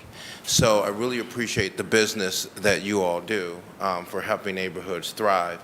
And I just want to take the opportunity to also thank Andre Bryant and the Guardians and the Dolan family for their commitment to say, hey, we see your community benefits package, and we're going to far exceed what you're putting down on paper. And I just want to take the opportunity to thank the Guardians for your commitment to the citizens of the city of Cleveland, and realizing that one of the biggest things that is going to be happening if it's you know, for Sealand, is more development coming into the city of Cleveland, and then offering opportunity for minority contractors to have a chance. I want to also thank Mr. Mac Rhymes of the Guardians too, and your commitment to local community sports teams, just recently investing $10,000, matching it with me with B-Buzz Baseball. So I just want to thank you for doing that. That would help a lot of young people who don't have anything to do with their time, to get them engaged and involved. So I really appreciate that. And I also want to just look at thanking Cleveland Clinic and also Mr. Jeff Patterson of CMHA for the work that you're talking about, and then just to long standing in the neighborhood and doing what you do, and also take the opportunity to say also thank you to Metro Health Hospital. One of the things that's really important sitting here looking at this package for minority businesses and having a business of my own, I think one of the first major issue for minority businesses in this town, because I can't speak for any other city but the one I live in, is capital, access to capital. And it has been an issue that I've talked about for quite some time. Access to capital is important. When our financial institutions squeeze off the ability and capacity of the spigot to feed the neighborhood, it destroys that neighborhood. And so currently, we're sitting at probably a space in time that we shouldn't be sitting at, and we shouldn't be saying that our financial institutions are not investing in the minority neighborhoods and minority communities. And so one of the challenges you're seeing now, I know we're seeing it with the COVID virus scenario, is a lack of manpower. And that is because over the years the system has done its job well. It has prevented African Americans from having an opportunity to participate on all of these jobs over the last 20-some years. And when our citizens look to the gentleman that's from Alliance, when they look on these job sites and they see no minorities there, these younger generations have an option just to walk away. So when we look at neighborhoods and communities that have community plans, that have invested in their neighborhoods, they're thriving. Atlanta is a perfect example of that. So if we can give just a little bit and be a little bit flexible here and include minorities on these contracts, we can make a difference for the city of Cleveland. And we can lift, as the old saying is, if you put a little bit here, a little bit there, everyone can lift that sail. We can all live, we can all eat, and we can all be happy in the city of Cleveland. So I just wanted to take the opportunity to thank Mr. Hairston for the work that he's been doing and the staff here at the city of Cleveland. I encourage the administration to work with this proposition and this program that's in place. And then I just, at the end of the day, we would say to the corporate community that's here, let's see how we can work to make this happen for all of the citizens of the city of Cleveland. And thank you, Mr. Chairman, for allowing me the opportunity. Thank you. I have Councilwoman Jenny Spencer, and then I have Councilman Kevin Conwell. Thanks very much, Mr. Chair. I apologize. I had to briefly step away from the table, but thanks to the magic of YouTube, I was able to hear all the comments from all the speakers. So I'm glad I didn't miss a beat, even though I wasn't physically at the table today. I want to join others who have just really commented on the amount of work that's brought us to this moment today. I really appreciate the amount of thought and effort that preceded this coming to the table, particularly I think our council staff, who are really kind of the backbone, providing the infrastructure and thought that drove this process. So I want to recognize them. That said, Mr. Council President, I am a process person, and that can either be my greatest strength or my greatest weakness, depending on the situation. But in this situation, I do have some process questions as we consider this ordinance. So my first question would actually be, and I'll wait for just a moment because I don't want to. I'm listening. I'm sorry, Council President. I'm actually getting the process squared away, but go ahead. Okay, Go ahead. cool. Go ahead. Thanks. So my first question, I think, would be to you, Council President. So it sounds like in many ways this is, while this has come really far, there is still possibly some refinement being discussed. There have been, some of our speakers have spoken to possible amendments or suggestions for refinement. So my question to you would be, I know this is an important discussion today that will continue into the afternoon. What is our expectation as a body in terms of when this would come back for further discussion and a vote? So you're right. Process is your strong point, but also I expected it. So first of all, today is the hearing process. Today is the day, and just keep in mind that we've been working with a lot of these groups for the last 6 to 8 months or so. So there's been a lot of feedback already given by a lot of these groups. Jen has met with them, and the way that I look at these kind of pieces of legislation is from 2 points. One is I need to understand the technical side to make sure that we have the language and that we have all of the things that we need to make sure that it's a strong piece of legislation. Jen has done that part. This part is where we will extract out where we have to make policy decisions. So the goal is to hear from a diverse group of people this morning and this afternoon so that these suggestions can be pulled out. Jessica and the policy team will give us a list of these are the decisions that we have to make policy-wise.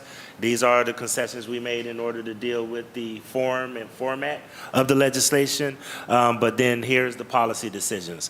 Fast forward to hopefully, if we get through this process and we get in a comfortable place, we plan on having this heard in finance, and then you guys will have a chance to spend the week to look at the recommendations. We'll have a chance to make deliberations and suggestions, and hopefully come out with a piece that the entire city of Cleveland and community can get behind Monday and take it to the full floor. Now, I don't want to hold myself to that Monday date because, let me say this, there's always City Hall and you always have to maneuver, and sometimes things take time, but I would like to try to move this out within the next couple of weeks at least, based on the feedback that we get from all of the different partners. Did that explain it for you, Council Lady, or? That was awesome. Thanks, Council President. I have a couple more, I think, process requests, and I'm not going to look at our council staff because it may imply asking them to do more work, so I'm just not going to even look out of my side eye at them. But so I think one thing that would be helpful for me in understanding, because I think part of this work is how to translate this for the public. What does it really mean? How is it really going to benefit Clevelanders? How is it making a difference? It would be of great interest, and maybe this doesn't need to be done in the next week before it comes to finance, but how are we, especially with Mr. Mitchell at the table, I think it's timely. How are we taking the current process that the city has now? I know there's a lot of work that goes into our Office of Equal Opportunity, meeting those requirements, accountability. How does the current system compare to what would be the new reality? What are we amplifying? What are we how are we taking what we have now, which has been the system in place for a long time? How does that change that system? I think almost a side-by-side comparison could be really helpful in terms of council members' understanding of the proposed ordinance. And then the only other piece I think would be helpful for me from a process perspective would be something from our council staff that helps to interpret how this, I think there's one theme that's been coming out is how it interplays with the tax abatement policy that will go into effect January 1, 2024. How does our council staff envision this dovetailing with that, just so we really understand, almost like a case study. Okay, Project A comes through the pipeline. It qualifies for tax abatement. How would that dovetailing, how would that interface look between the proposed CBA ordinance and tax abatement? So I'm really just trying to be a sponge today. I don't want to create unnecessary work, but I think this does come back to, at the end of the day, anything we vote on, we really need to be able to interpret for the public and explain how it's going to make a difference for Clevelanders. Couple of things, because I do want to see if Director Mitchell would like to respond. But I will say that the basic question is how it operates, and I will encourage, I actually thought her remarks were brilliant. So I really encourage everybody to get what Jen opened up with, because it'll give you the basic foundation for what this ordinance will do. I know we've all been wrestling with how does this, how does this complement or interject with the actual tax abatement. I think that's going to be an ongoing conversation between the administration and council. But Director Mitchell, did you want to, I think she asked a great question about how does this either amp up or slow down our processes for doing this. And I do want to remind council that we did also put more money into the budget for OEO as well as the law department. And it was specifically so that we could try to make sure that we gave the administration the tools that they needed in order to try to move this stuff the way that it needs to be moved. But Director Mitchell, if you could. I know, you're right. How did you know? You're right. Through the chair to the council person. One of the things we are going to do is, this rule gives us, after passage, 90 days to develop the regulations. So between economic development, community development, and OEO, we're going to develop regulations that'll set out the process. I know you're a process person, so you will be looking forward to seeing what that looks like. I think that's going to really streamline this process. One thing that happens now is, particularly for OEO, we're brought in late in the process historically. So sometimes that's seen as an impediment when we come in and talk about minority subcontractor utilization plan. What's your plan and where are you late in the process? So now this brings us in early to develop those plans to see, and that's just the 187 and the 188. This particularly focuses on this legislation on the community benefits. Sometimes we get a little too caught up on 187 and 188. Those are statutory, those are there. So the community benefits ordinance is designed to put that there, just in my opinion, as a placeholder, because it's always already there. But the community benefits section is focused on the other things. What are the other things you're going to do? The mentor protege program. If you look at section, I think we have a catch-all section at the end that talks about any other benefit that can be negotiated. And I believe that there we can focus more on the community benefits fund. We can talk about what Councilman Casey was talking about, ward benefits versus citywide benefits, where you can create a community benefits fund that can focus more on the citywide benefits, where I'll just give you an example, down payment assistance. You can do things like that where people in different neighborhoods can utilize that. It doesn't have to come from that ward. So these are be things we're going to look at as an administration overall, and we'll put some processes to them. Thank you. All right. Anything else, Council Lady? No, that's great. Thank you. All right, I have Councilman Chris Harsh. I'm sorry, Councilman Charles Slife.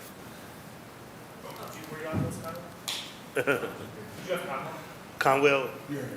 Oh, okay, I got Conwell, then Slife. Thank you very much. Through the chair to Director Tyson. Matter of fact, Council Lady, you asked some great questions about projects and project management. I'll get to triple constraints later. With the city, we can start moving forward with the city projects. As a council member, I've been here for almost 25 years. I've had to protest, like Chris Harsh mentioned. Matter of fact, 3 years ago, I was going to do that on 105. No African-American workers was on East 105th Street at all. I reached out, I called Valerie McCall, and I said, we're going to get out here and lay down in the middle of the street and let no cars go through. It's embarrassing because my community, we don't see any African Americans. So the projects that we have now, we're talking about going out, working with businesses, but we can work right now with projects to make sure that African Americans and people of color, that they're working.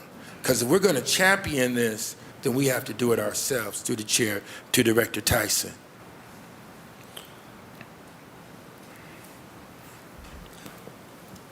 Through the chair to the council person, you are correct. One of the things, you're talking about public improvement contracts, but specifically this legislation is not going to apply to public improvement contracts. But what I'll say is we have been working on CBAs on public improvement contracts, not based upon this, well, with this legislation in mind. So those things are going on. But also we have to remember, from a Section 187 standpoint, our office, we certify ownership. So I know council persons always focus on the visual. So you can have an African-American company that you presume they have majority African-American employees, and that's not necessarily true. So sometimes you can visually see employees working, but that can be an MBE or an FBE contractor that has that company. But last thing I'll share is, but what we have been doing, I'll just give you an example. A project coming down Buckeye has a CSB goal on a road construction project. So that's no minority, no female goal, just small business. We had, and that's based upon our disparity studies, based upon law, regardless of how we may feel about it. So what we did was we had a meeting with the prime contractor just to talk about what the mayor's vision is for the city of Cleveland as it relates to diversity, equity, inclusion. Not that we're mandating you do this, but we're asking you as a good corporate citizen. You got a public-facing project going straight down Buckeye. You don't see any African-American people on that project. And I can say the next day, there were 2 people working on that project in a meaningful way, doing the cement, not just holding the flag. So those are types of things we're doing behind the scenes, and we're asking prime contractors to get in line with the mayor's vision. I think that through the chair, it should be baked in there because, you know what? When you look at capital projects, it's my residents, my bosses' money. It's your bosses as well, the taxpayers. And if we're going to do this with the outer scope, this should be baked into the project and the implementation of the project. And I don't know why we're not putting it in there. And I'll talk with the council president about it. It needs to be in there. If you're going to champion something, then we got to walk it like you talk it or you lose that beat. We got to do it ourselves also. With every single project, purchasing and procurement, the city need to be championing that as well, that we make sure that African Americans, the females, we're pushing the black girls, Black Women and Girls Commission. We need to make sure that we cultivate and have African American females working on those projects. Right. You got to do it. I mean, I'm serious, Mr. President. I mean, if we're pushing this, and then we can create the culture of having them to do it. It shouldn't be that Councilman Conwell have to call OEO to make sure black folks are working on the projects. I should have to do that, or we have to, even if it's not us, Stephanie Tubb Jones, we had to protest to make sure black folks is working there as well, and you should have to do that. So we need to take a look at this also when we look at lessons learned, because we can manage and control that better. We can monitor and control our projects better than we can do their projects. So we could do it right here, and we could look at lessons learned. And we can put it in a project when we do project planning. Regulations, you mentioned to the chair. You might want to talk in the microphone, Councilman, can't hear you. Okay, you mentioned to the chair. Yeah. You mentioned to the chair that you guys always get on the back end. And I think that when you do a project, you do overlapping projects. So I think while this project, any project is moving forward, you could be on top of that project and work right side by side simultaneously with that project. And so when they start executing on the project, we're there right instead of waiting until the end and then my residents call me. So we could be in there through the chair to the director. Well, through the chair to the council person, that is one of the things we are doing. We are working now. That was historical. Historically, we've been brought in last or towards the end, but now we are working with them, and we are utilizing their cooperation as in consideration of whether they put forth a good faith effort. So we really consider if you put forth a good faith effort, you will work with us early on. You will let us know when you're having trouble. So those are the things we're doing. And I want to clarify, MOCAP, you talked about that department, they still focus on 187 and 188. Oftentimes, some of those projects are specialty projects, so we'll waive certain goals like on elevators, towers, and different things like that. But I'll just give you an example of one of the things we're doing. In water contracts, you always hear that we don't have any minorities to remove hazardous dirt. So we've been saying it. Well, I've only been here a year, but we've been saying it historically for 4, 5, 10 years.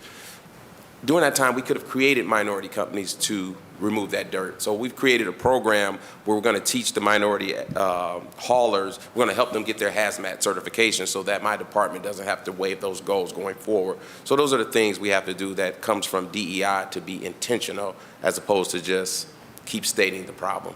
So that's what we're doing. You know, I like that. And you know, when you're doing a project, when they get, like, when they implement the project, they'll put this into their scope, what we have here, and you have to manage it. I think that this would work better through the chair to OEO. You know, projects go through 5 phases: the implementation of the project, the planning of the project, the execution of the project, monitor and control of the project, and to close the project out. When they finish, we do the ribbon cutting. I think that while they're executing the project, we'll just look at monitoring controls to make sure that we have enough people, resources in there to monitor it instead of waiting for it to close out. I'm almost finished, Mr. President. And then when we close the project out, every single project, then we'll study it to make sure we're doing what's right. So we don't have to do what Chris Harsh mentioned to get out there and make sure that our people are working. I mean, I'll look at the phases with you.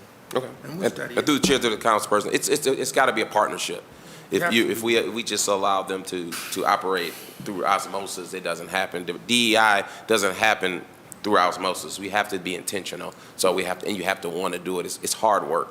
Did you break your packages up into smaller packages? If you got 10 $1 million packages, you're not serious about DEI, in my opinion. So those are the things we have to look at. You know who used to be horrible, but they're working better? I was walking. I have a whole list of them. No, I'm just kidding. I was walking my streets the other day. Dominion, they're doing a lot better. I saw. I counted 7 African Americans on a project on Empire. They were doing sidewalks and putting gas lines in there. So they're doing a lot better. They used to have us there, but that monitoring and controlling is important with OEO. Do you have enough people to do it, you think?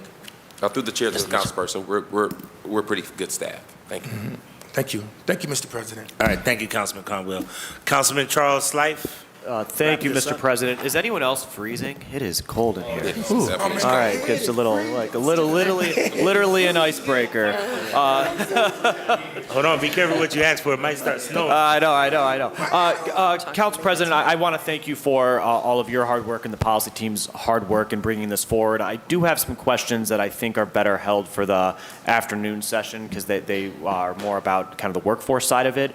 But I do want to take a second to build off of Councilman Casey's questions because I think it's valuable and I think it's good to kind of set a conversation for what the next steps are beyond the community benefits ordinance because there's a lot of value in the community benefits ordinance and this is important work in creating the equity, the parity in employment and jobs, in community engagement, all those things. But in hearing Councilman Casey and in hearing from many of my residents, I guess I just want to caution that there is a worst case scenario where with the spirit of this being to create that equity and parity citywide. What we certainly don't want to happen, and is not the intent of this body, or I think anyone sitting in front of us, is for there to be neighborhoods that receive large-scale investment, and then neighborhoods that sort of receive investment as a mechanism of the community benefits ordinance. And what we want to see is this level of investment and engagement occurring citywide.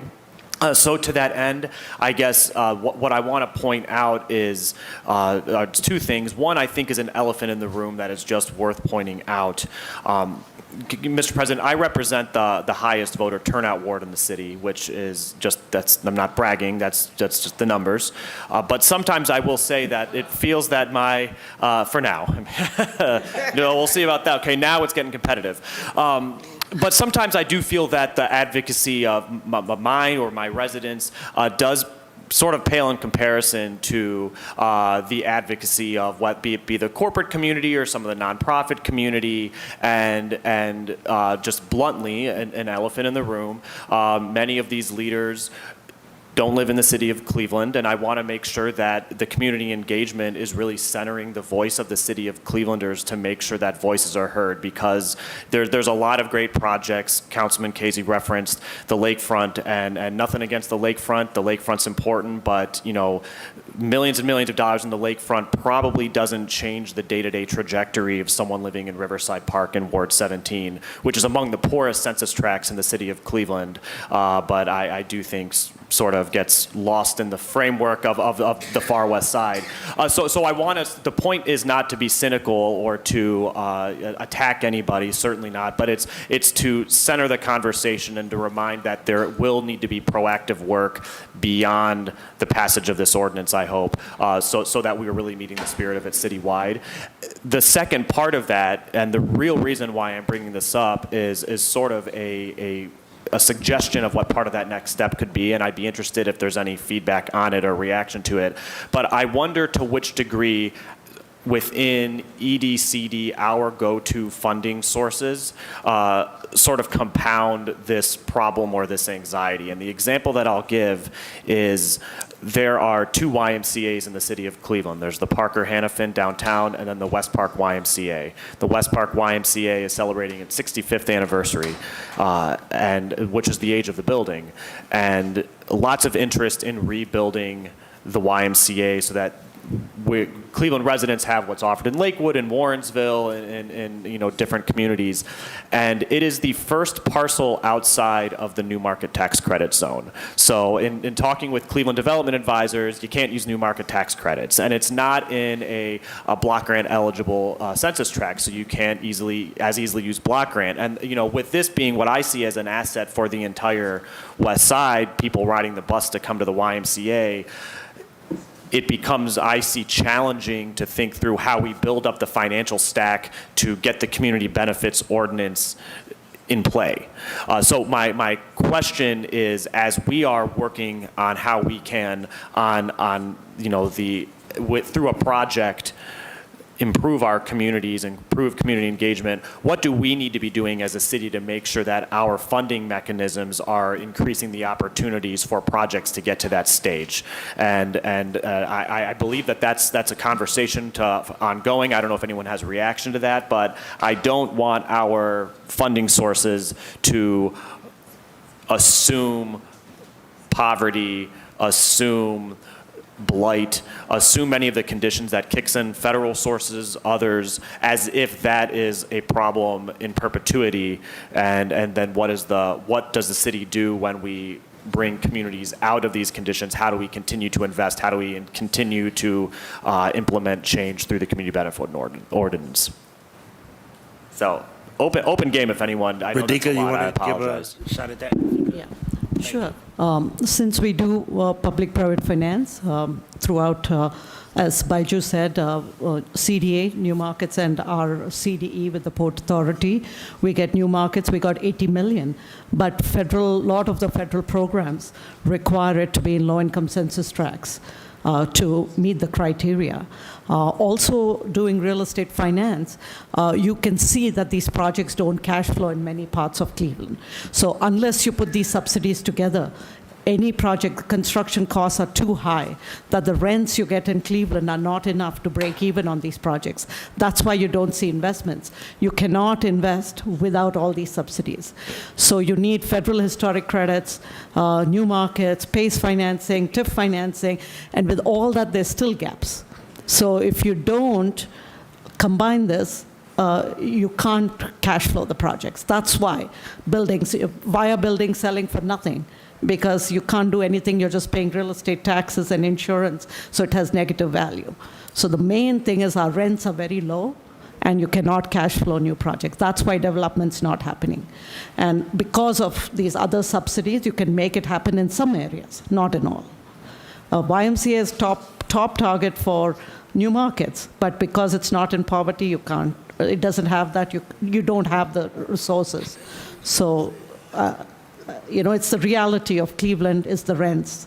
Sure. Very low rents. Thank you, Radhika. And I bring it up because I think it's a challenge we need to unpack, because simultaneously, and in the example of the YMCA, I don't want parts of Cleveland to not see investment because relative to Cleveland, they are more stable, but relative to the region, the incomes are actually very relatively average. But the other side of that is I also don't want us to become so reliant on many of the federal programs under maybe the assumption that poverty is a permanent condition and that we're not trying to bring people out of poverty, but we're almost trying to use poverty to create brick and mortar. That's certainly not the intent of us using these dollars, and that's not what we want to see as the trajectory for our residents. I'll end it there, Mr. President, but I think the point being that beyond this, I would like to engage with many of the partners here to think about how we within this building can alter legislation policy to make sure that we are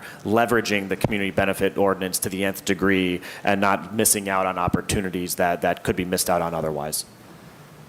Good points. Thank you so much, Councilman. And Radhika, you just gave a class on economic development that you should have just heard. So that was a good breakdown and good explanation on why these incentives are needed. And they also bring in income taxes and people that actually pay into our economy, which is important too.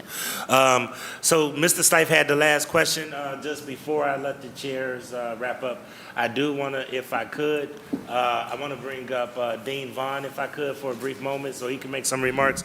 I know he's from University Hospitals. He couldn't be here earlier. And then we have our Director of Economic Development here. And I'd be remiss if I didn't give her an opportunity to say something, especially around her thoughts on this and how this can flow, because she's been very critical in helping us on this as well. So, Mr. Vaughn. Okay, so first off, And Councilman McCormick has the clock, and he is strict about his 3-minute rule. all right. So He's the sergeant of arms, okay? All right, so I'll go quick. So first off, just apologies to everyone in the room today for my tardiness. I had commitments prior that I couldn't get here until about 10:30 or so. So, one, from University Hospital's perspective, as a 157-year-old organization, supporting Speaking to the microphone. Supporting everyone that's in the space. You can pull it up to you if you could. Okay. There you go.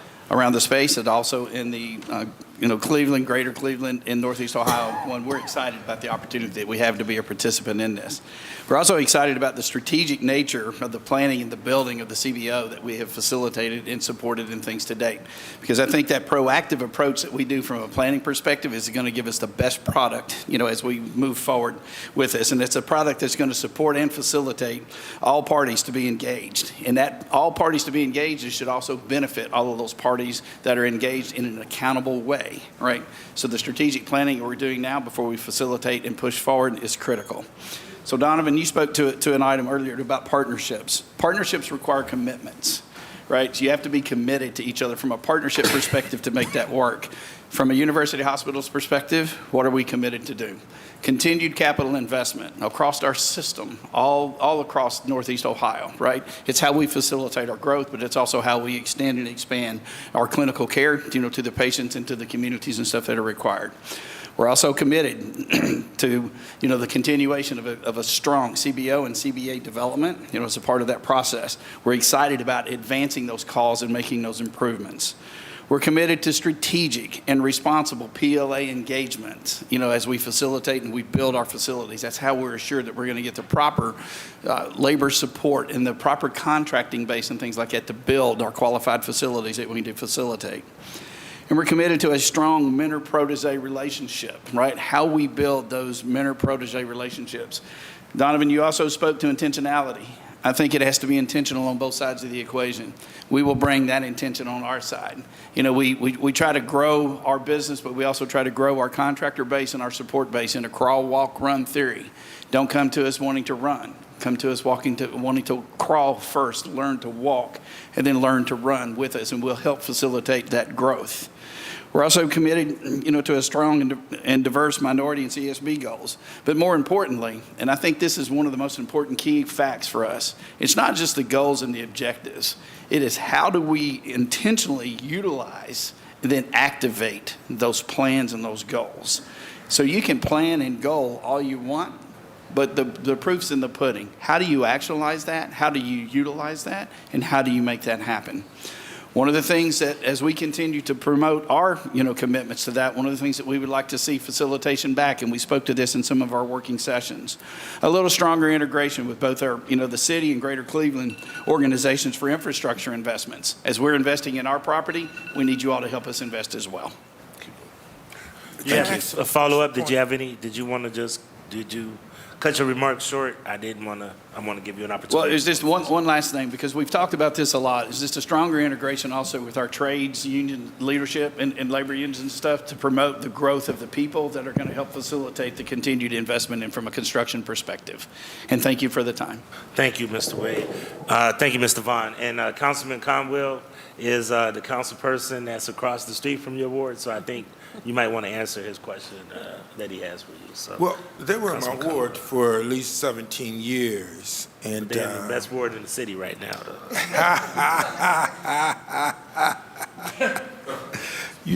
Through the chair, you've been working for University Hospital for how long?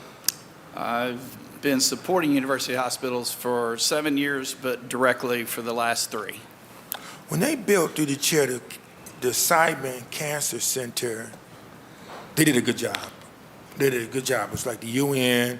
We had Arlene Anderson was our monitor. I was about to say that was Arlene. We brought her in. Yeah, we brought her in as our monitor. She did a very, very good job. And I remember I didn't see any black folks there. As you mentioned earlier, I went to do my walk and counting. And we had, she know what I said to her. And I turned around at lunchtime. A new shift came in that same day, and you had at least 50 African Americans and females working on the Cancer Simon Center.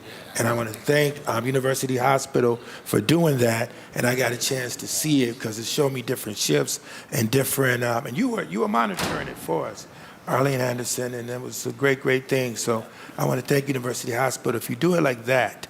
But what I don't know is where you at on supply, purchasing, and procurement. And you also, that I didn't see here, there's another construction dealing with preventive maintenance.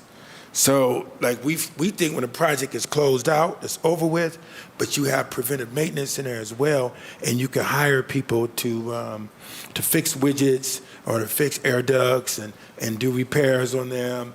But I don't know where you're at on that, hiring minorities for those projects. I mean, you did a good job on the construction, but I'm talking about the closeout. Well, that's a perpetuation, right, of a capital project from a closeout perspective. It just continues on and on. Right. And so our commitment there, and Donovan and I have already connected offline relative to how do we get better engaged relative to not only our ongoing construction projects and programs, get involved early as we start. That has to also start with us from our planning perspective. Where are we moving to? Where's our capital investments headed and going from a construction perspective? The next level of evolution of that is exactly what you're talking about. Facilitating that from a facilities maintenance and support program, whether that's either by awards to to companies and facilitation of that, or by direct hires from a UH technician perspective and so forth. And we'll be more than pleased and happy to support that program and process. Because you have minorities selling office through the chair office supplies, and I don't know, are you guys letting them in? And you could cultivate some companies, African American companies, whatever, and minorities as well as females from a project as huge as the Cancer Assignment Center, and they can go off and do other things after you did that.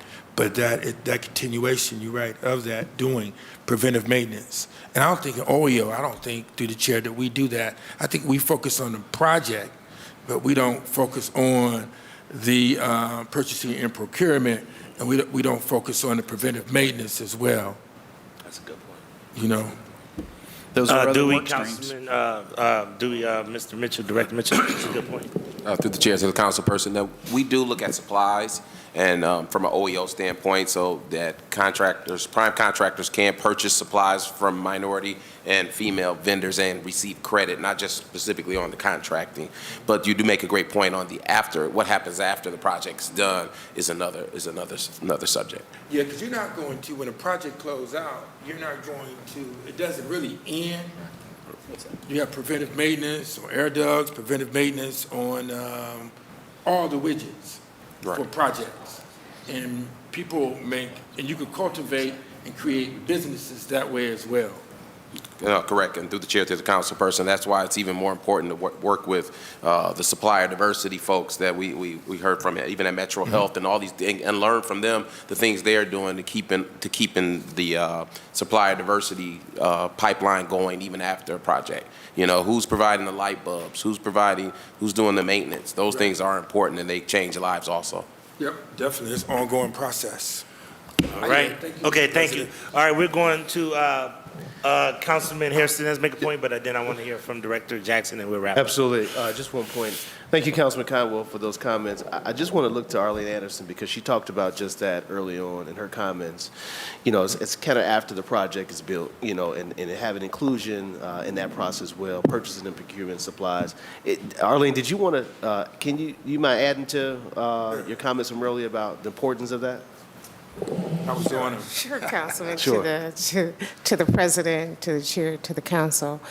It is, having been in this industry for as long as I have, I won't say how long, but I've worked on a number of the larger projects in the city, and I have been able to see the growth of our MBE and WBE companies through the process of engaging and including them, right? But there's a huge piece after that we don't often talk about or discuss. And you're absolutely right, Councilman Conwell. Facilities management,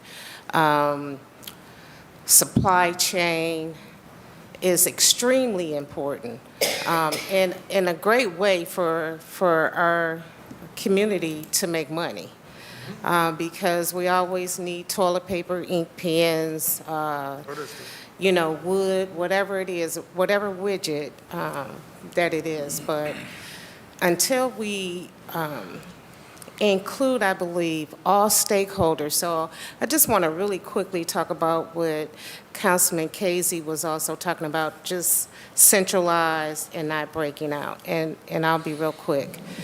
If we don't include all of our stakeholders at the table to give a voice and to give an opinion, and I'm so very thankful that I was invited to this table, we will never be able to move past the barriers that hurt people who are trying to make a living in the city. And so I would just say, I wanted to say something about Beju, but he left, so I'm going to talk about him anyway. But I think that the Greater Cleveland Partnership, and I'm glad that they're here lock in step with this community benefits ordinance, because that chamber is a clear venue for us to be able to work through. All of the project owners, all of the developers, everyone can work through that Chamber of Commerce to really push forward when you talk about a plan, right? Your legislators, you're building that foundation and giving that to us. But we also need to, as stakeholders in this community, come up with a vision and with a plan of how we implement and supersede whatever community benefits we're trying to achieve at this table today. So I just want to say thank you for the opportunity to talk about it and how important it is. And, I'm an advocate at heart. So Metro is a perfect place for me because that's what we do, is serve people that are in need. So just thank you. And I know on behalf of our CEO, if there's anything we can do at the hospital, we'll be more than willing to do that. And I'm glad you asked Arlene that question, Mr. Hairston, because a lot of people don't know this, but she has been the point person on probably the largest DEI projects at UH and other places for a long time. So, you have anything else? Facing discrimination too against that. No, that's it. Thank you for the additional comments. I appreciate that. I wanted to pull that out of you. Thank you. All right, I want to conclude because I want to be respectful of all of these folks who came out today, and I want to conclude with remarks from Ms. Jackson and then Chair, and then I'll close us out with our next steps, if I could, okay?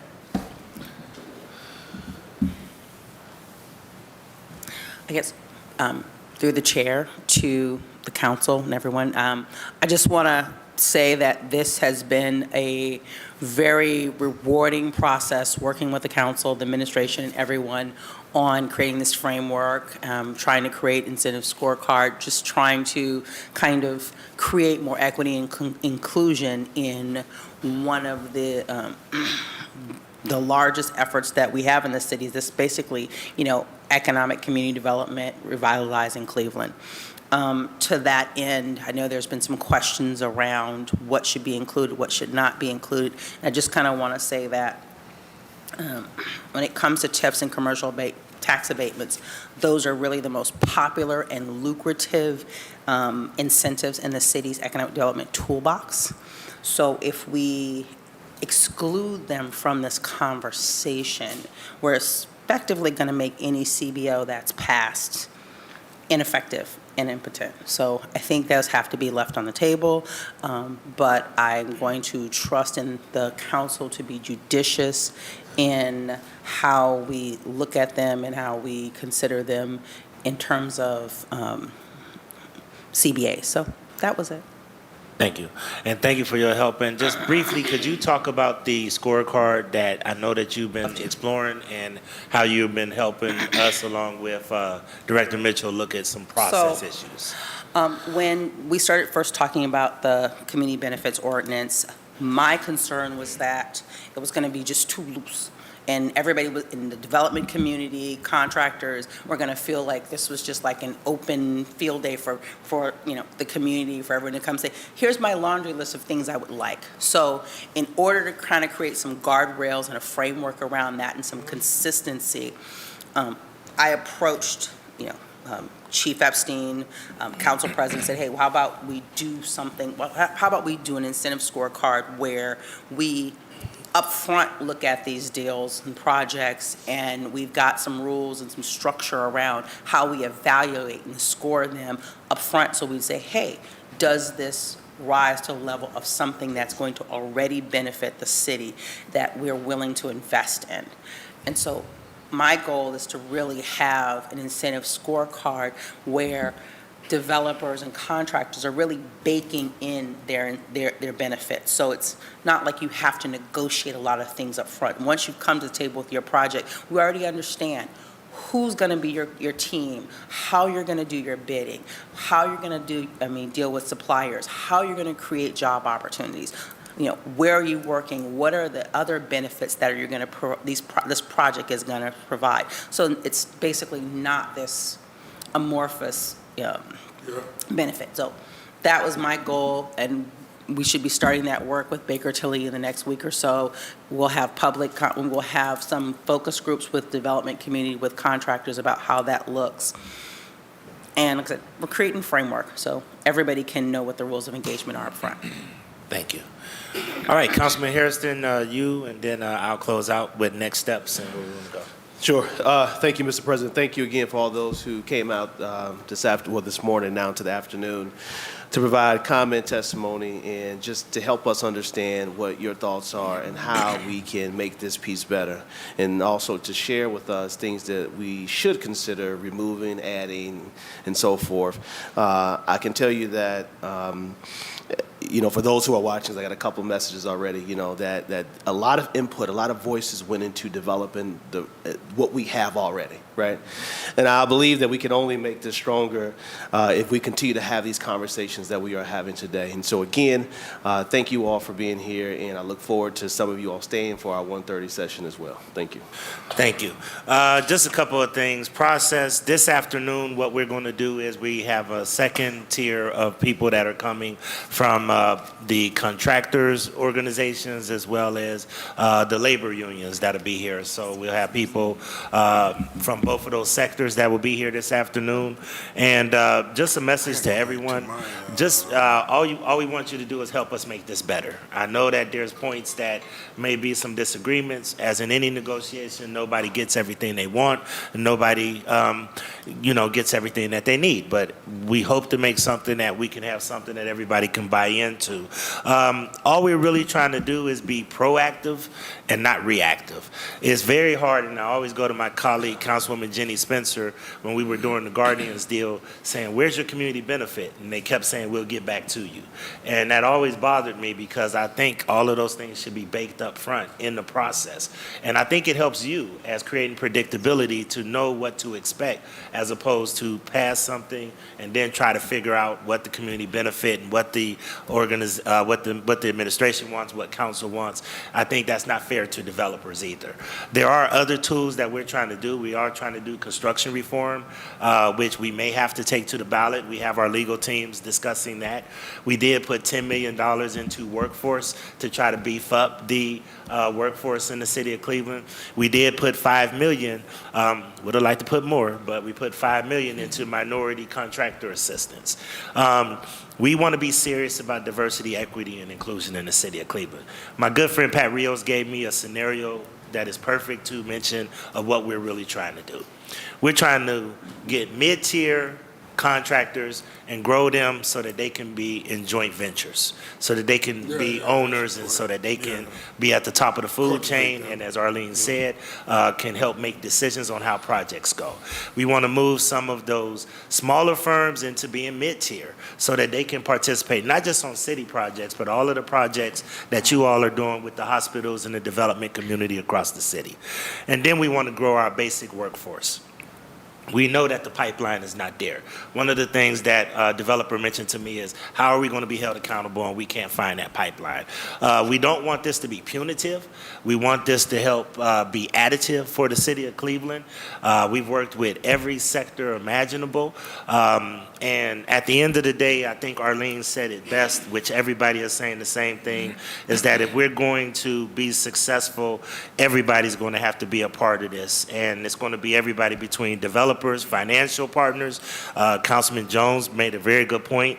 Banks need to be involved in this, real estate lawyers, and also consultants and the developers, as well as especially the contractors at the table.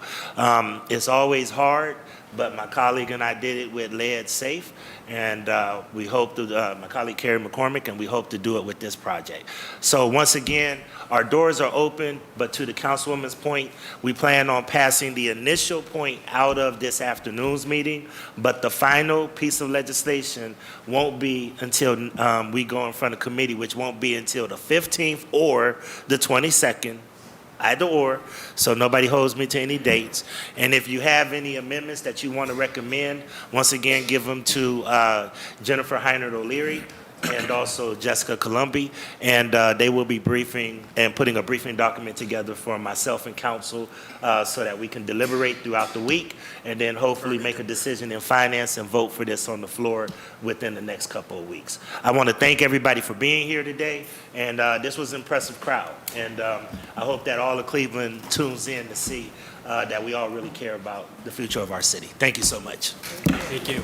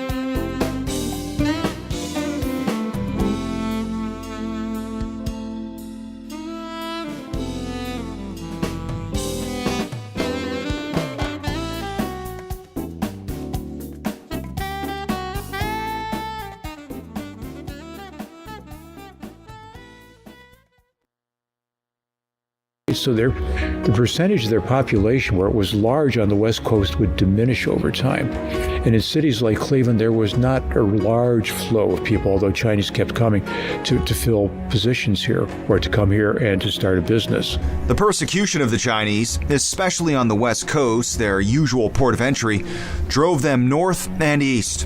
Nearly all came seeking relief from the intense anti-Chinese hostility, trying to find new economic opportunities. The 1900 U.S. Census showed roughly 89,000 Chinese in the United States, down from 100